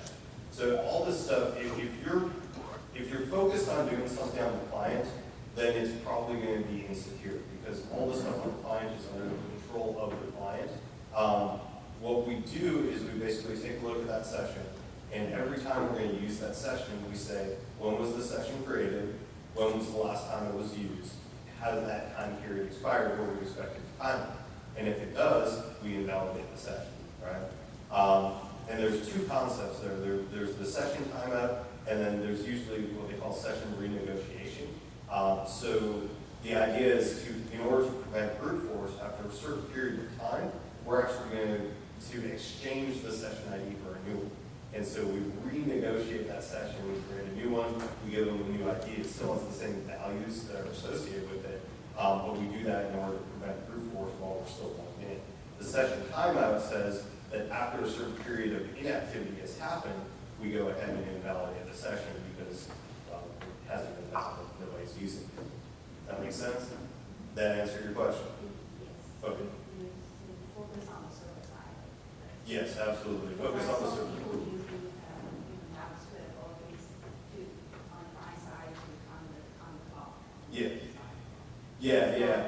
And that's a good point too. When I do this training with my developers, we have labs that we interject in the whole thing, right? And one of the labs that we do, one of the first things that we learn is that client-side validation is easily bypassed. So if you use JavaScript as an example in your browser, and your JavaScript is set to make sure that you have a number in that particular field, right? It's a zip code or something like that. The JavaScript is only going to validate on the page itself. So if I use a proxy tool and I click submit, and then my proxy intercepts it, I can change it to anything I want, and it won't pass the JavaScript point. It won't pass the point where the browser is going to validate anything. So any change that I make there, and from that point forward, the server has to validate. So when we're making our validations, it's fine to do JavaScript and it's fine to use form-based validation, that keeps the honest people honest, right? But we always want to make sure that we're doing our validation on the server side as well, because that's what prevents the hackers from hacking their application. Yeah. Is there another one over here? Yeah. I'm just curious on your opinion on sending temporary passwords in an email, and if that's still considered standard practice, but you know some websites still do that, or should we move towards sending that temporary message? So the question is, how do I feel about sending temporary passwords in an email? You know, a temporary password is kind of sort of the same thing as sending that long random string to do the reset.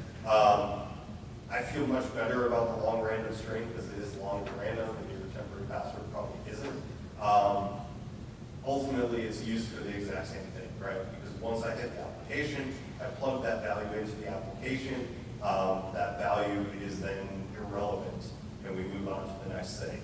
So as long as that temporary password isn't truly a password that's used for the reset process, meaning that password isn't my new password until such point as I log in, yeah, it's probably fine. But if that password is the password, yeah, then I don't know how you feel about that. What he's asking is if you use a temporary password as the reset process instead of like the long random reset string. I think the link with the reset string is probably better from a user experience standpoint rather than having a database with sufficiently confusing passwords. Yeah, yeah, that was kind of my thing too. Cool. Anybody else? All right. Dan, you want to talk about cross-site scripting? Sure. We want to take a quick break? Yeah, that sounds like a good idea. So it's 10:36 right now. Let's do a 10-minute break. So about 10:45 or so.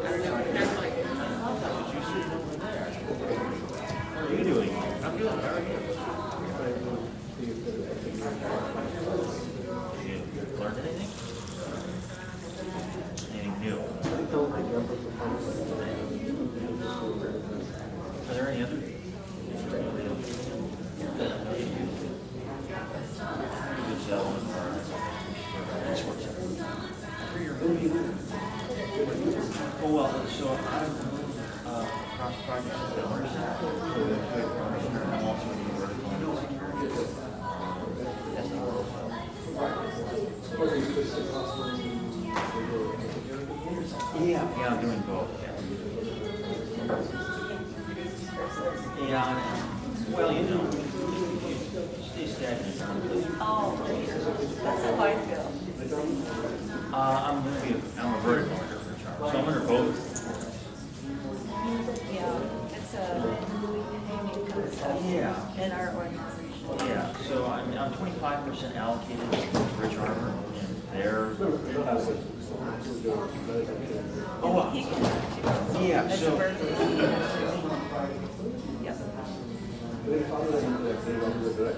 Yeah, so indirect Yes. would be through the security, but direct is through the same org I've always been, so all and well known to. Because of indirect side, I know all the indirect customers we have that indirect motion all the way across every level. Yeah.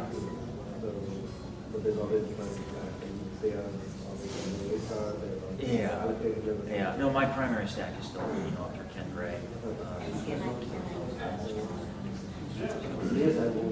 Yeah, I overheard that once when I was just staying in my cube and going upstairs. What are you doing? What's your new position?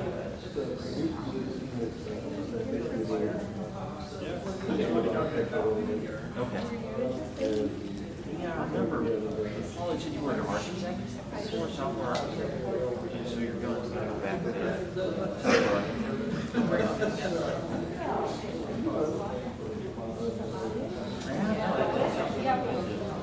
Especially if you're really into the technical side of it. And I know Skylab's being advanced for at least that particular resource probably a little more challenging or maybe less desirable to say.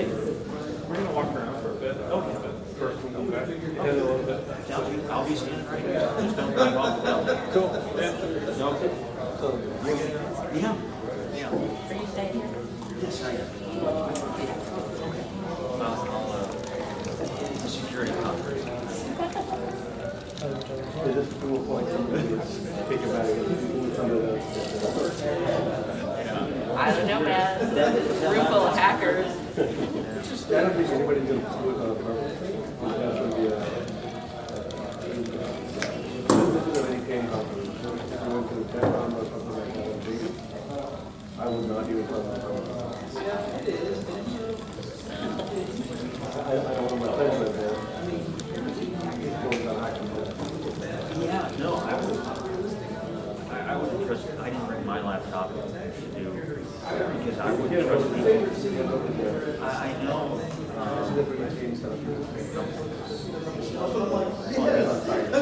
I do know our security, GM, VPN, so that does give me a little disclaimer, it's still public network.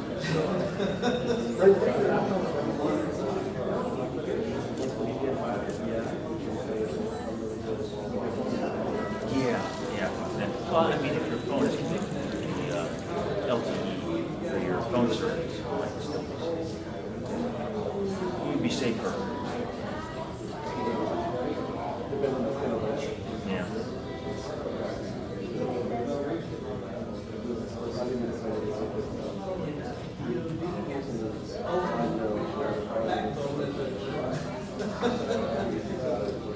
Yeah.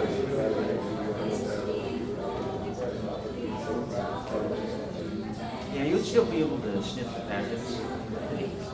Not quite sure how that would work. Yeah.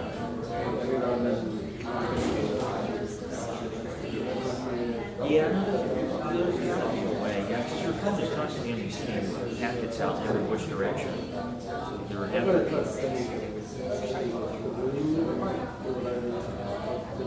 be. Yeah. Well, I'm sure that the packet would still be encrypted. I would know. Oh, I don't trust the network either for hardware. Yeah. No, I know there's a way for at least managers or anybody else to instantly get all the right support and what they're doing. I'm sure.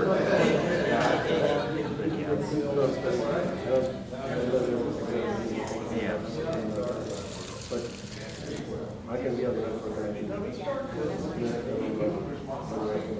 Yeah.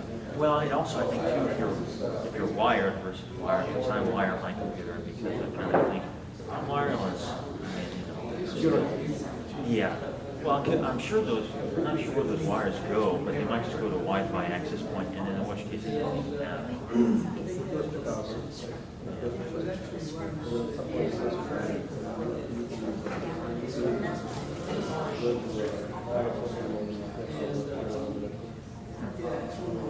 Yeah.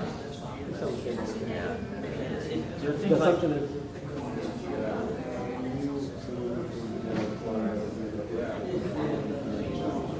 Yeah. Oh, yeah. The assumption is that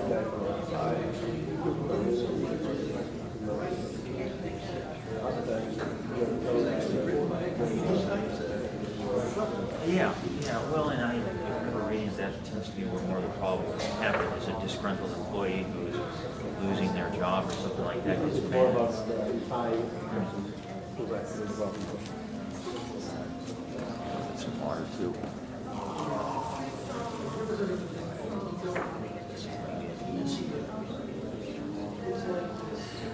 It almost qualifies as a trade.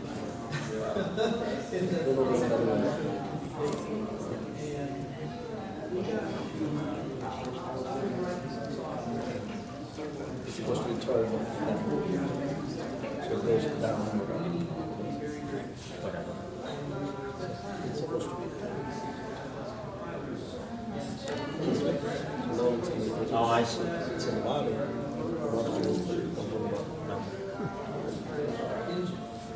So we could do this. We could literally use something similar to Whatever. No. 32 stations. Each station ran it. Which is Not sure it's in this year. I mean, sometimes you have to do yourself. Well, there's been so much movement. Because we lost Steve and Josh. I might be going along.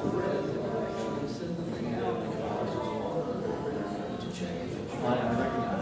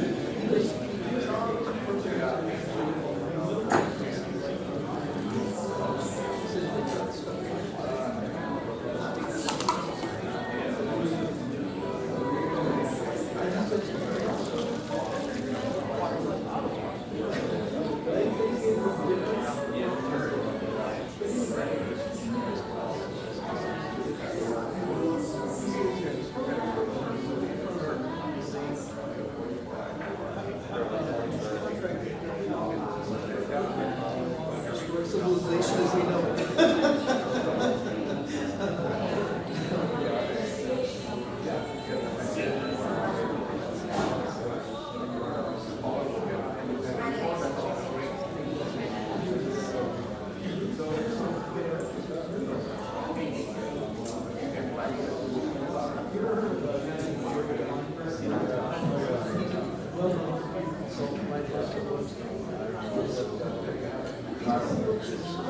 Hello.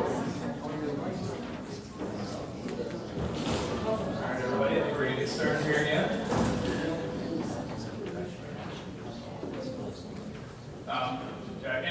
An interesting question came up for folks that are doing the file download, or if you're looking at doing the file download. When you pull that up, they'll ask you if you want the slow download for free or the turbo download for $5 per month. The slow download takes about a minute, so probably okay doing that. There's also like a pop-up that tries to get you to sign up for an account. You can safely ignore that and the download just continues in the background. So just the usability, user experience notes on that file download stuff. Any questions on anything we've covered up to this point? Yes.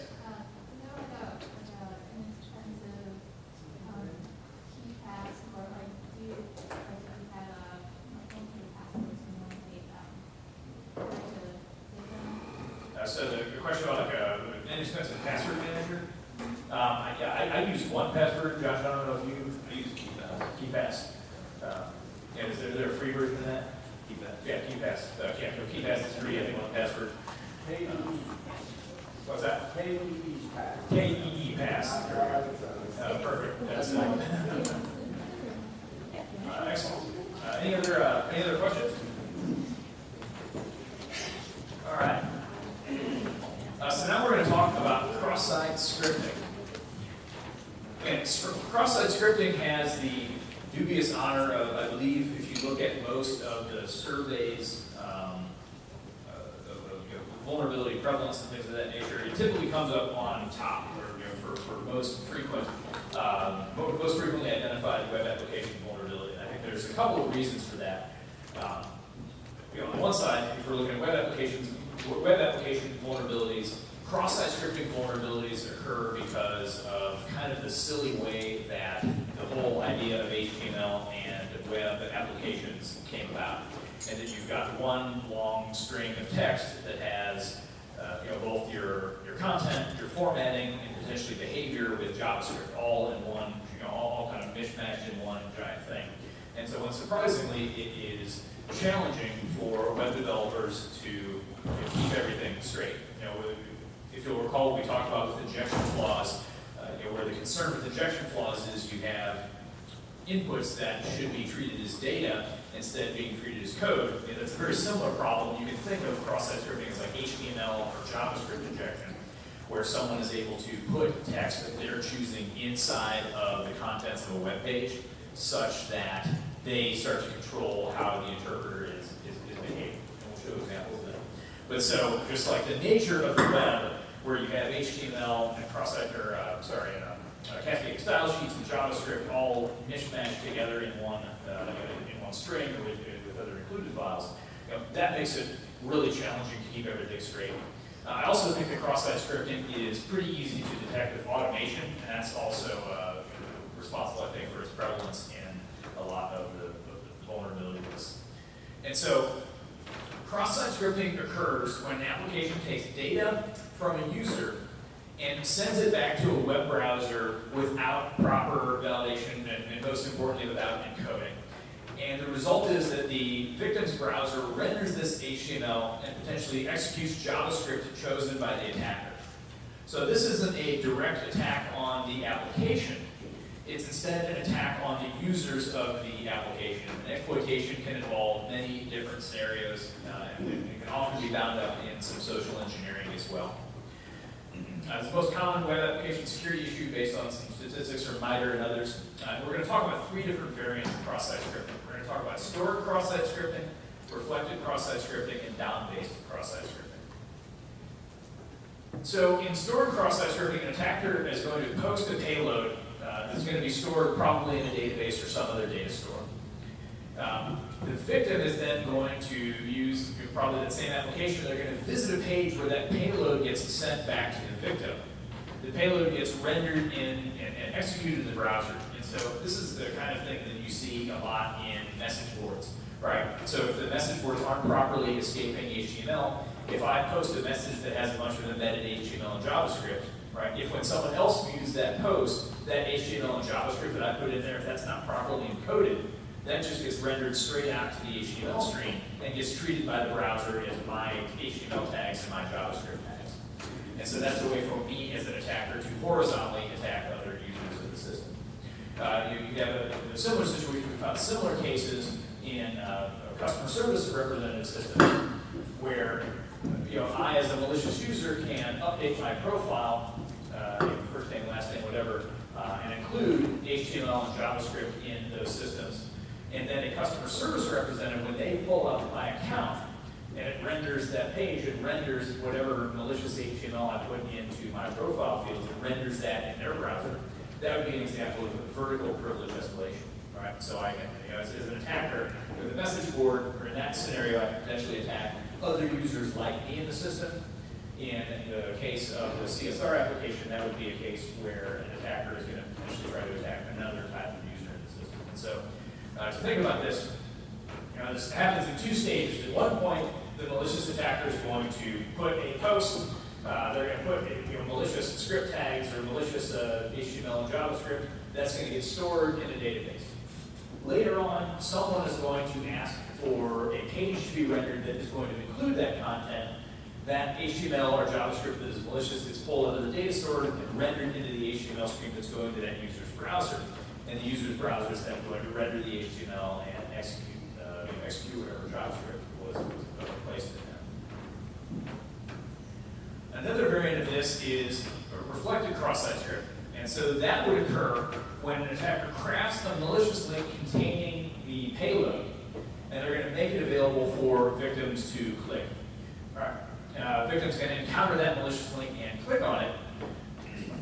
That means the payload is going to be passed in by that link to the application that is then going to reflect it back to that user, where it's going to be rendered and executed. And so some examples we'll see here are things like login pages or message pages. So for example, if I have a login page where for usability purposes, if someone tries to log in and I want to re-render the username that they've had. So I tried to log in, I was incorrect in whatever I tried to log in as.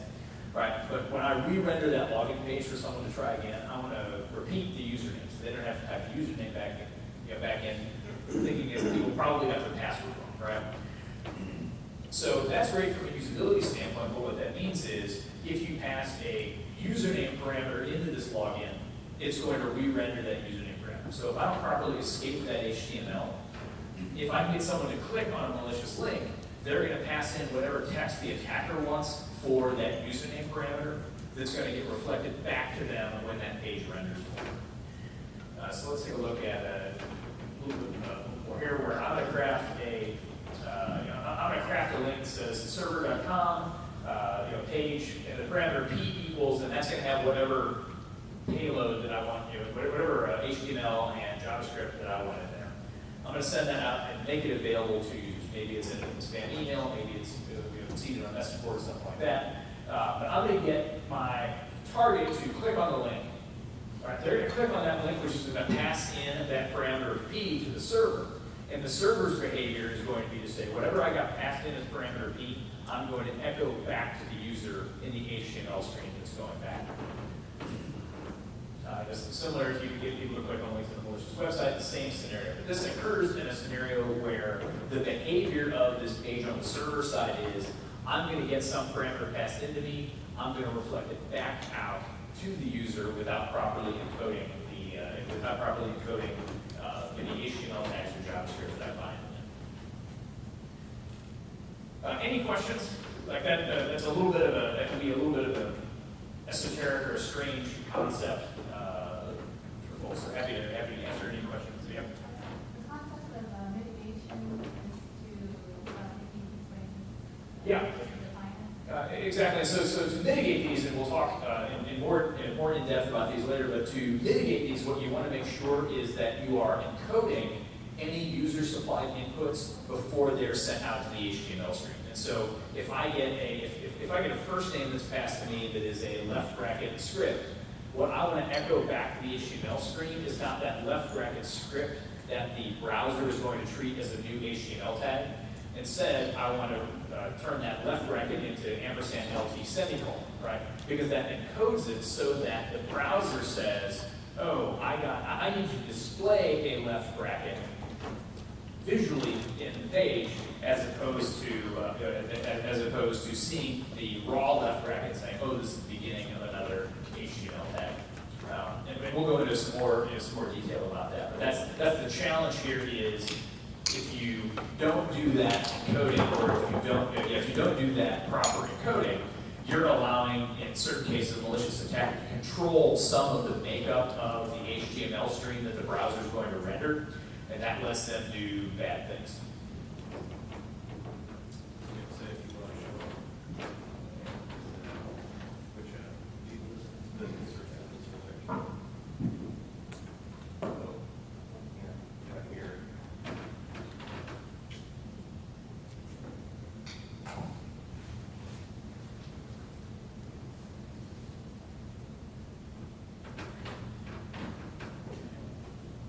So if I type in stuff, it says no search results were found for the query stuff. I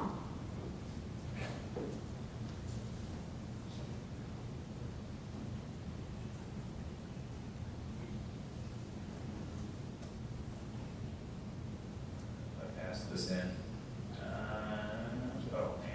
As long as we have the browser guards against this. It's hard to do modern access then. Yeah. If there's another browser that doesn't have it turned on. You can probably turn that like Firefox as well. But, you can do a copy and paste your So, Chrome, you forgot to put on your white hat.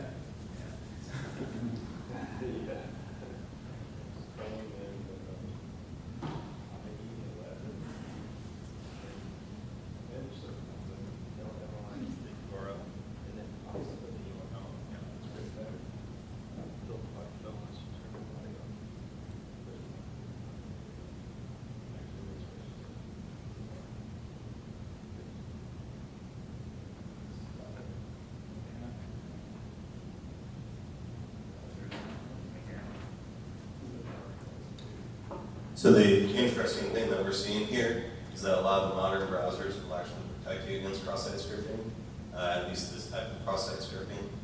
So what we're kind of seeing is when he enters that, the browser itself is blocking it.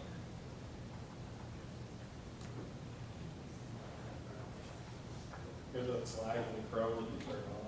Yeah. We forgot to pray to the demo gods this morning.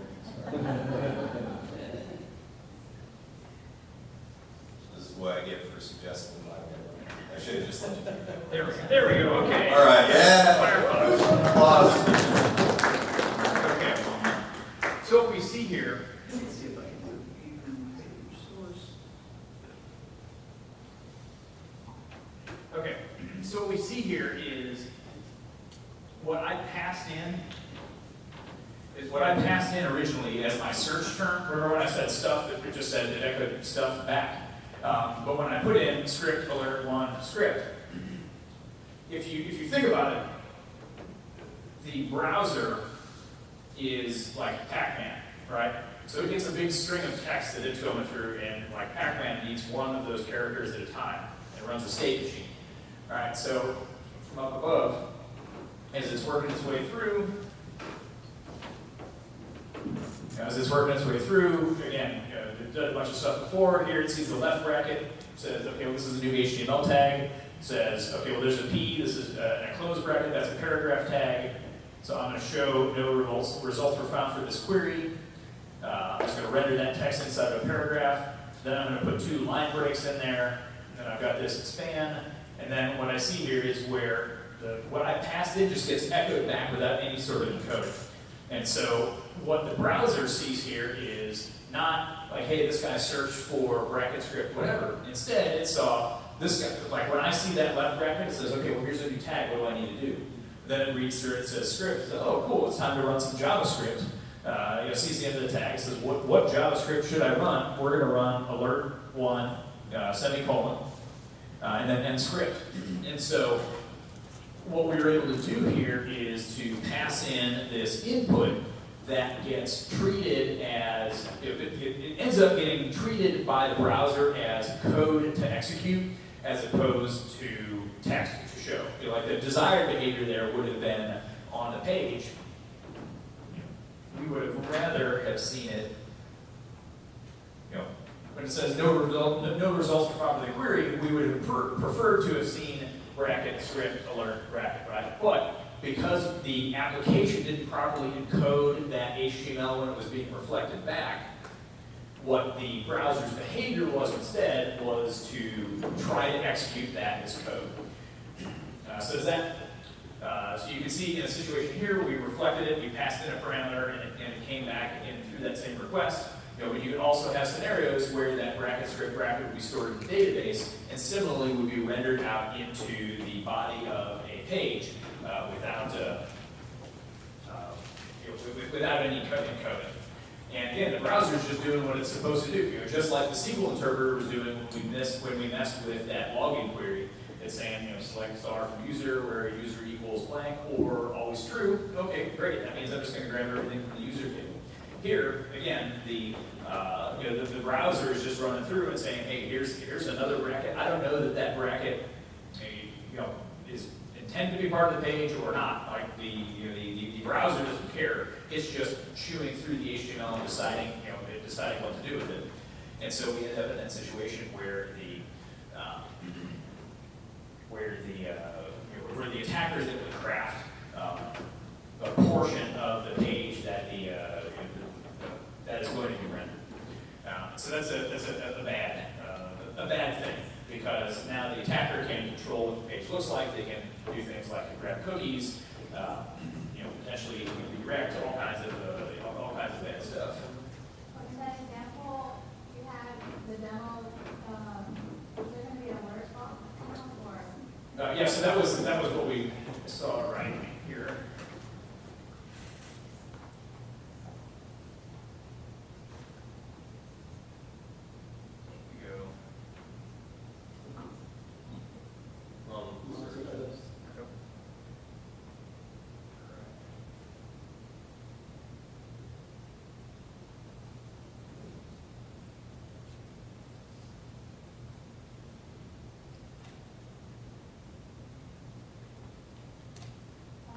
So there we see that we've got that pop-up box. And again, the ability to pop up alert boxes is academically interesting, but not actually harmful. But again, if you think of the amount of that the JavaScript has access to, if you're not using HTTP only cookies and things of that nature, there's a lot of bad stuff that can potentially happen there.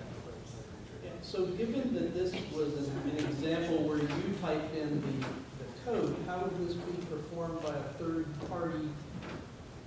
Great question. And so what you'll notice, if we look at this URL, the URL, so that URL, is something that I could certainly email out to someone else. Right. So so in this case, I did type it in for myself. Again, being able to hack yourself, not super interesting. But the behavior of the application is when it receives, a request that says text search equals script, whatever. The behavior of that application is going to be to take that text. It's going to be a rendered page just as we've seen here. And so what I would do as a bad guy, if I wanted to pop up alert boxes on everybody's screens, I could potentially put that link in an email that I would send out to people. I would put that link on message boards, wherever that might be. And so, as I talked about earlier, there in a lot of cases, from a very targeted standpoint, if I know the specific users that I want to target, I can craft a link and then send them an email, like a spear phishing style email that says, hey, this is something that you're really interested in, whatever that might be. And so, when we look at the damage associated with these, with cross-site scripting vulnerabilities, you do need to set up certain circumstances typically in order to successfully deliver the payload. Which, if you look at that compared to like a SQL injection vulnerability where it's a direct attack on the application, SQL injection is a little bit scarier because it is a direct attack on the application as opposed to something that requires circumstances to set it up. Again, if there's a variety of scenarios, either not very broadly targeted, where you try to seed the world with links like this for people that might have an account on this application, all the way to very targeted spear phishing to say, I know very specifically what I want to send to this individual, and I have some context around that I'm going to use in order to increase the likelihood that they're going to click on this link.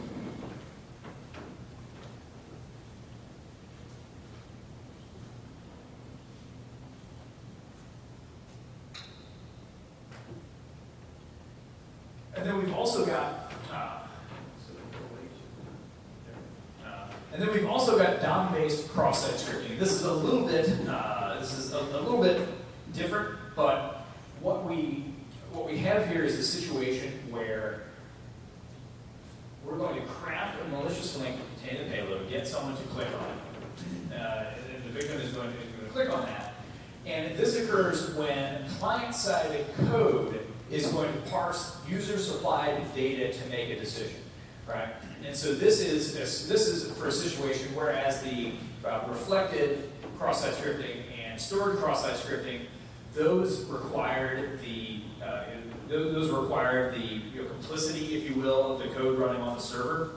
This is instead a situation where the client-side code, the JavaScript that you have written for your application, where your JavaScript code is going to improperly trust things that are passed in. And so, as an attacker, I can control the values that end up in the JavaScript runtime for document.url, URL encoded, location, refer, window application, and so on and so forth. And so, if you have JavaScript code that parses that uses any of these values to make a decision, you need to understand that an attacker can control portions of those values, and so you need to write that logic, keeping that in mind. So the impact here is moderate. It's bad because attackers can execute script in a victim browser. That could potentially give them access to user sessions. Can allow them to appear to deface websites. They can insert hostile content, redirect users, hijack the browser, so on and so forth. But again, it's not a direct. It is not a direct exam. It's not a direct attack on the application. It requires a setup and then some success in getting your target to do something that you want them to do, to go to a page or to click on a link. And so, but it's important to understand like the data of the system and the value you place on having appropriate session management controls, on making sure that users can't log in as other users' accounts. I had a knockdown, drag-out fight with a representative from a Texas state agency who assured me, up and down swore that they did not care about cross-site scripting because it didn't directly give anybody access to their data, right? And we fought. And my point was like, no, it's an attack against the users of your application. But if you care about the integrity of your application, you have to know, like you don't want unauthorized users taking over other people's accounts. And so, it was a very spirited discussion. I think at the end of it we agreed to disagree, even though I'm right. But that's the thing to understand is, when you look at a very direct attack like a SQL injection attack, like that's I think like very easy to understand, which is okay, this is a bad person can come and do this directly in my system. This is a little more indirect, but that doesn't mean that it's not important, especially if you look at the volume of data that gets pulled into the browser with AJAX-style applications, where they're pulling, where they are making calls back to the server, pulling additional data, things like that. Modern web applications stuff an awful lot of data into the browser and have an awful lot of code in the browser, and to give an attacker the ability to subvert that and to bend that to their will puts you in a very dangerous situation.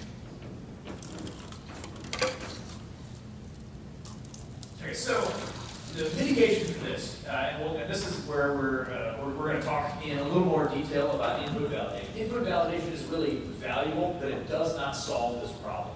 Okay, but from a hygiene standpoint, I would say that input validation is probably the best practice as a coder that you can adopt to help harden your applications against issues. The actual solution to this is to encode application outputs in a context-appropriate way. And so as we saw earlier, when we passed in that bracket script, we were writing HTML, right? So we really needed to HTML encode that and turn that into ampersand LT semicolon script, ampersand GT semicolon, and so on and so forth. We needed to encode those so that when the browser got to that user-provided input, it said, aha, here is data that I want to render. I want to render the character left bracket, as opposed to doing what the browser did, which was to say, this left bracket says I'm starting a new tag. Let's figure out this. Is this a script or is this whatever? So to talk about input validation, I would argue it's the most important thing you can do to make your code more secure, which is weird because it doesn't actually fix any problems. It just makes you a lot luckier when you have other problems in your code.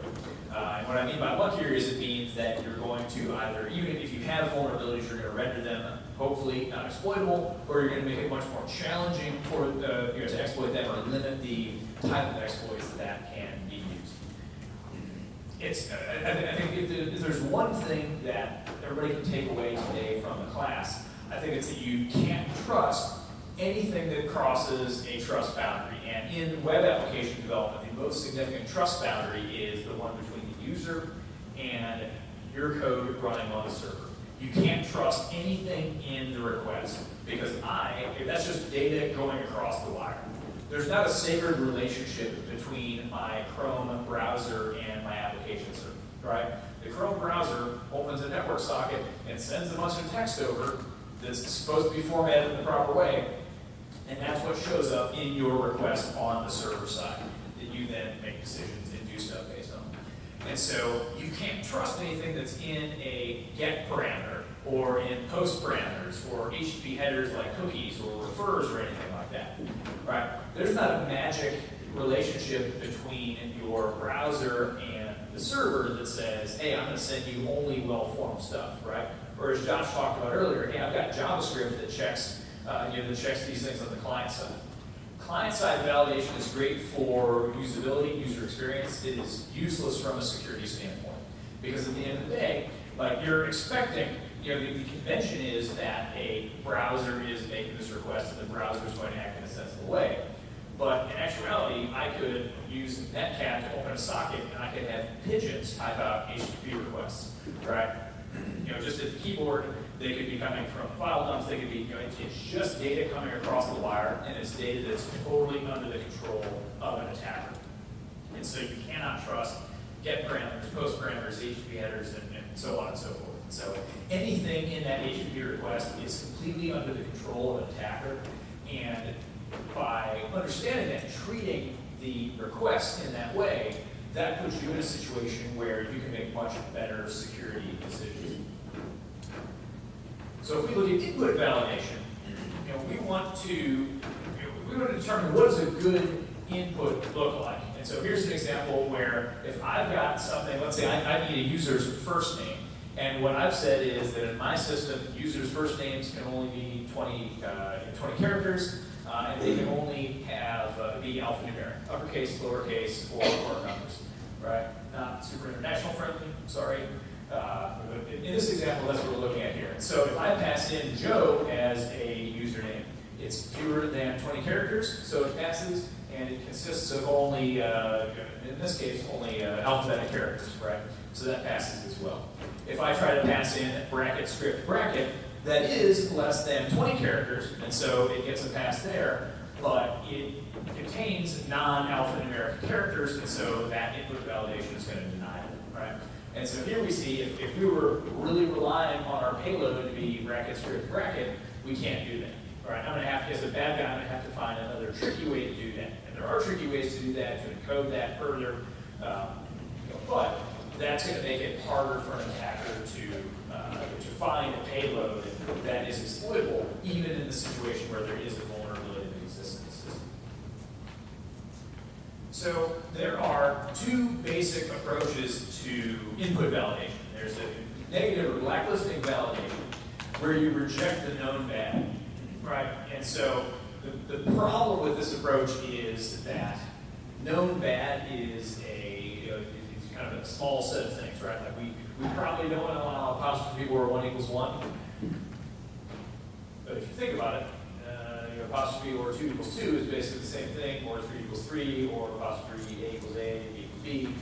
Right, so there's certain bad patterns that we can identify, and that's what we saw earlier with the browser, where the browser has kind of some tricks in there where if you want to pass this real dumb cross-site scripting payloads like bracket script, the browser can say like, aha, I don't want that.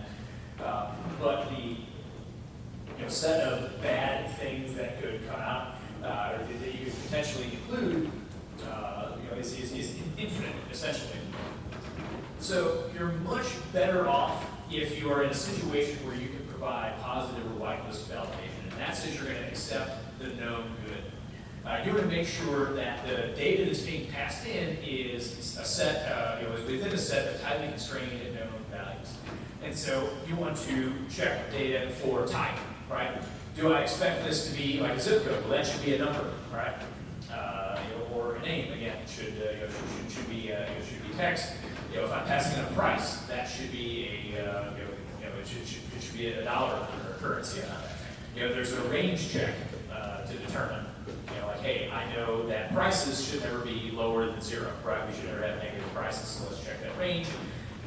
Unsigned, let's require to be signed, and syntax and grammar to say, hey, I know that a valid zip code in the United States is 78209 or 78209 dash, and then 4 things after that, right?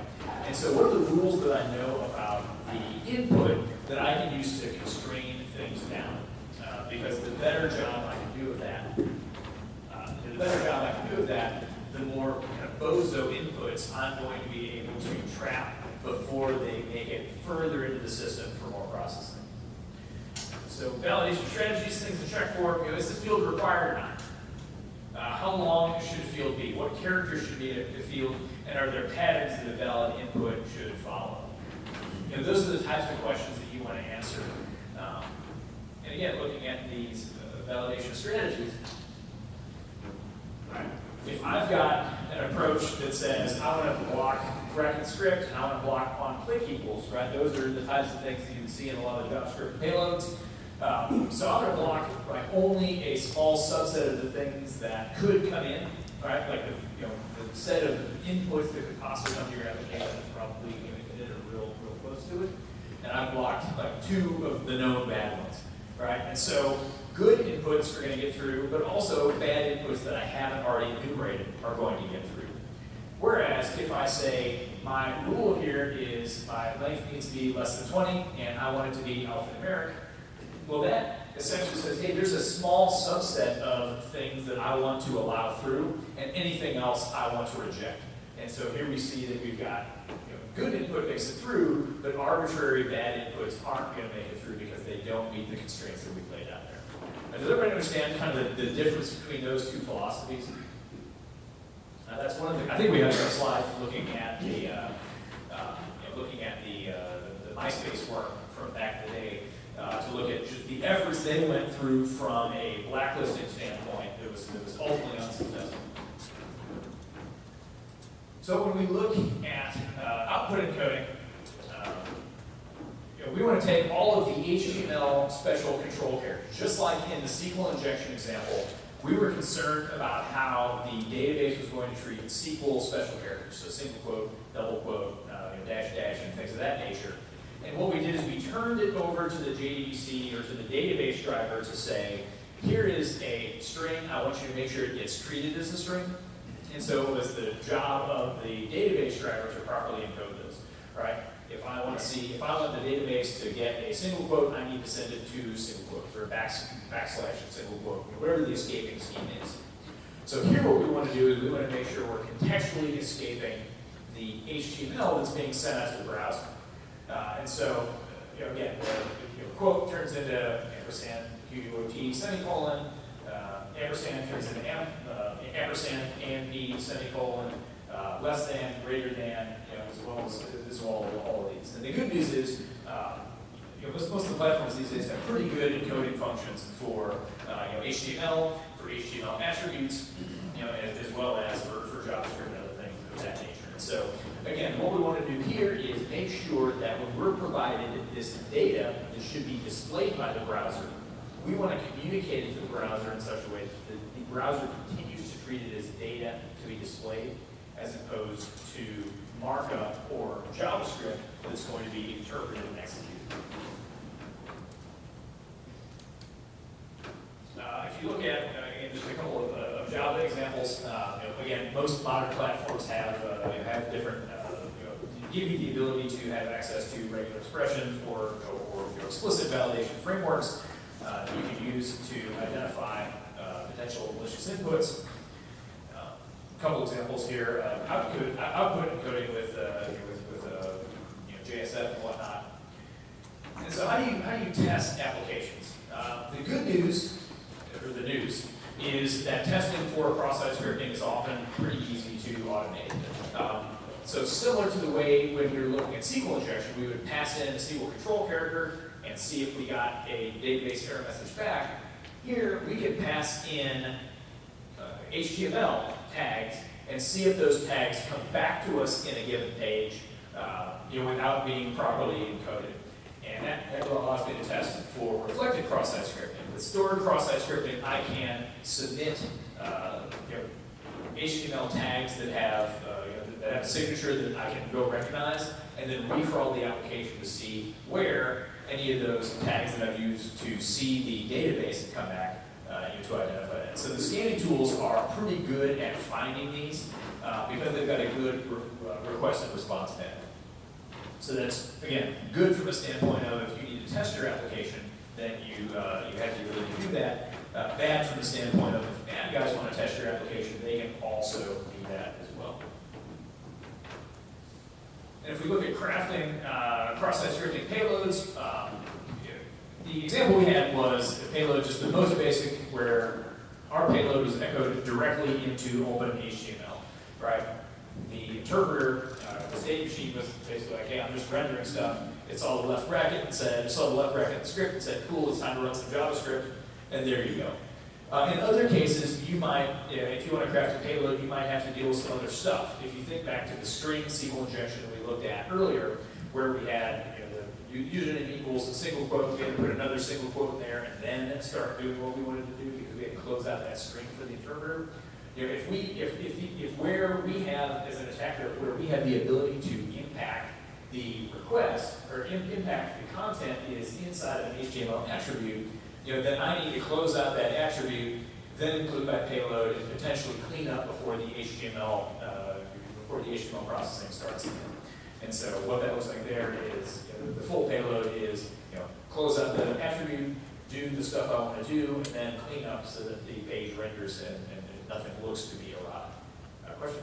Yeah, concept of payload, you define that.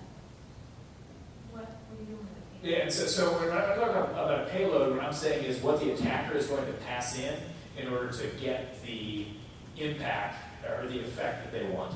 And so, again, looking at the earlier example with the with the search form, my goal as an attacker was to pop up a window, which is not a very lofty goal, not lofty enough.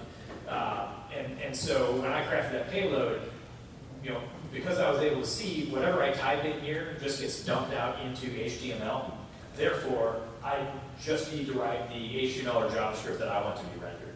Right? In another scenario, like what we talked about earlier, where if you potentially like a login page that echoes the username back, what you probably see is again, input uname equals value equals where that gets echoed there.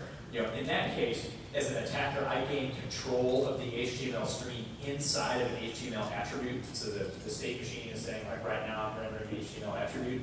So I have to expand my payload to close out the attribute, then do the stuff that I want it to actually run, and then put something at the other side so that the rest of the page actually renders successful. We have a state machine like a bunch of different statements that are trying to validate your input, and it runs a cluster request name, and then it does So the state machine is the HTML parser, where it's basically chewing through each character one at a time. And so what we see here is, again, you see the input, like bracket input, it says, okay, this is an input, this is a form element of an input, the name equals, and the attribute is uname, okay, so now if I need to reference this under uname, the value equals single quote, and then the HTML parser is looking to see, well, what is the value of this attribute going to be, right? And so what I need to do as the attacker to control that state machine and to get it to do what I want is say, okay, I'm going to give it a single quote and a right bracket, because what that's going to tell it is the value equals a blank string, and close out that tag. And then I have control. Then I have control of the state machine to say, well, now I'm going to put my JavaScript tag in there. And again, on the tail end of that, we want to say, like, if I just left it alone, the browser might not render the page right, because that's kind of goofy HTML, but if I put a left bracket and a single quote in there, when that picks up with that single quote slash right bracket there, that's something that most browsers will accept. Or I could clean that up and make that a little bit nicer on the back end. But as the attacker, that's what I'm thinking, because just like with the SQL injection, I had to guess as to what SQL queries were being run, so that I could figure out, like, what does my payload need to look like so I can do the stuff I want to do. Here, I can put in a test payload, see where that gets echoed back in the HTML, and then I know, like, oh, okay, well, here's where, it's this part of the HTML stream that I start to have control. What do I want to put in there in order to make the browser do what I want to do? Any question? It seems like a lot of the approach to cut this stuff off at the pass is either regular expression to validate specific types of information, like a telephone or an email, and then the other approach is to basically try to neutralize any of the HTML-specific code, like your left bracket. But has anybody ever attempted to treat this like a lexing problem and test it out for, syntactical? This is a program, it's not a simple string? That's an interesting question. I think the LangSec, there's a branch of research called LangSec that I think looks at it kind of from that standpoint.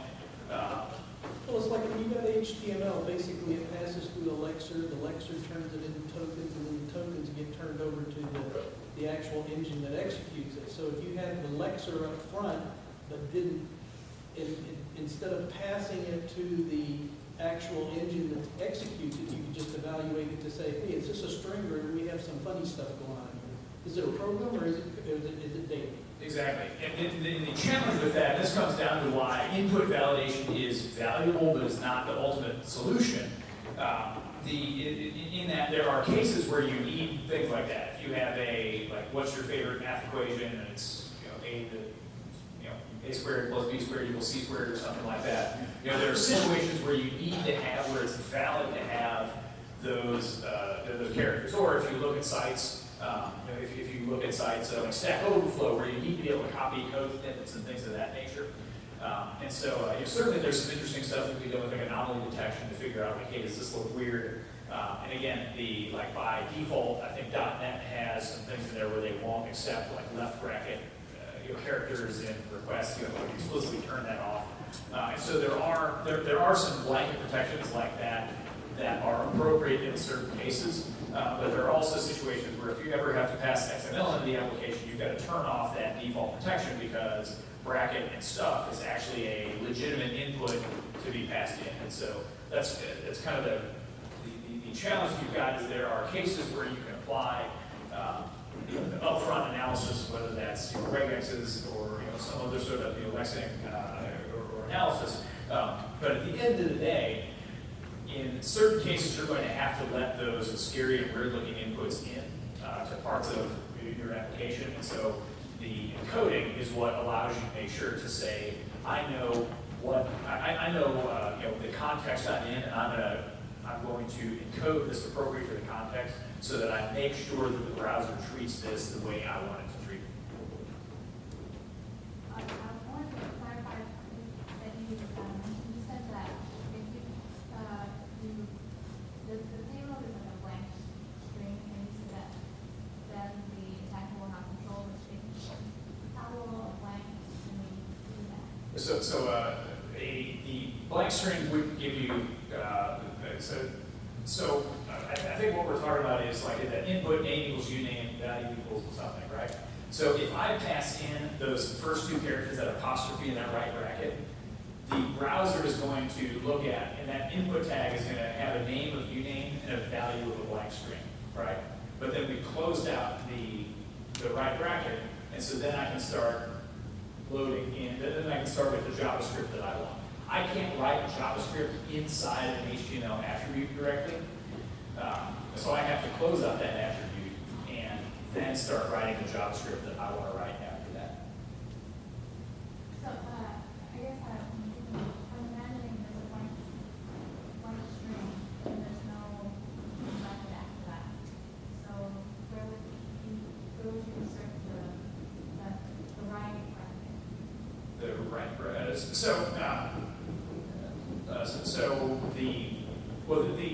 I'm not sending in a blank string, right? But by having the first two characters of my payload be apostrophe right bracket, the impact to the browser is it says I have an input tag that's name is uname and where the value is a blank string, right? And then the next thing I see is the JavaScript that I want to run, and then the next thing it sees is that left bracket single quote that then is followed by a single quote slash enter tag, and so you end up with a malformed HTML tag in there. But again, most browsers are forgiving and stuff like that.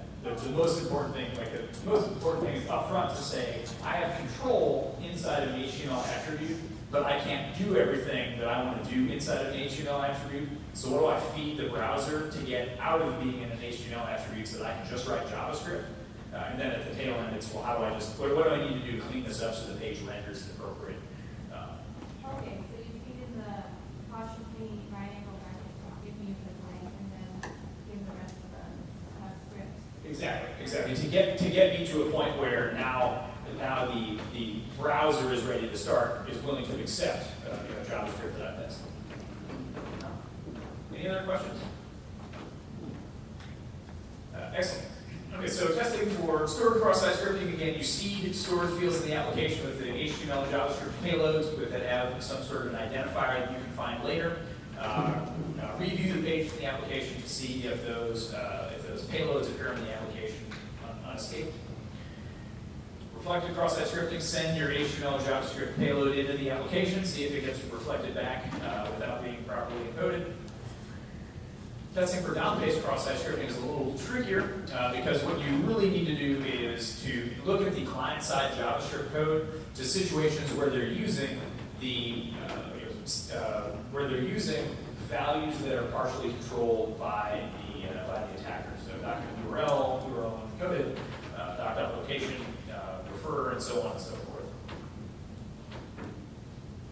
So to recap, cross-site scripting occurs when an application takes data from a user and sends it back to a web browser without validation or encoding. The end result of this is that HTML of the attacker's choosing or JavaScript of the attacker's choosing is rendered and then executed inside of the browser. Three main varieties: stored, reflected, and down-paced. And to guard against, you want to positively validate the inputs. That's a good hygiene thing and help limit the impact of exploitability. The real solution is contextually encoding any user-supplied data that gets sent back to the browser to make sure the browser treats that as data to be processed as opposed to code to be executed. Look at a couple of references here. OWASP is an excellent cross-site scripting prevention cheat sheet. That is, I think, has been really well maintained over time. It's a great thing out there. Again, Staffy has an encoder API that has encoding for different contexts. So for HTML for HTML attributes and so on and so forth. Most of the platforms these days include a pretty good set of encoding libraries. You can look at some external things. If you want to look at crafting payloads, Robert Hansen, RSnake, has a cross-site scripting attack cheat sheet that is a fantastic look at how to craft and encode payloads. I think it's now the OWASP. But that's right, he noted in the OWASP, didn't he? Fantastic. All right. Any final questions about cross-site scripting? All right, want to do lunch? All right. Take an hour for lunch, come back at 12:45. Perfect. See you all in just a bit.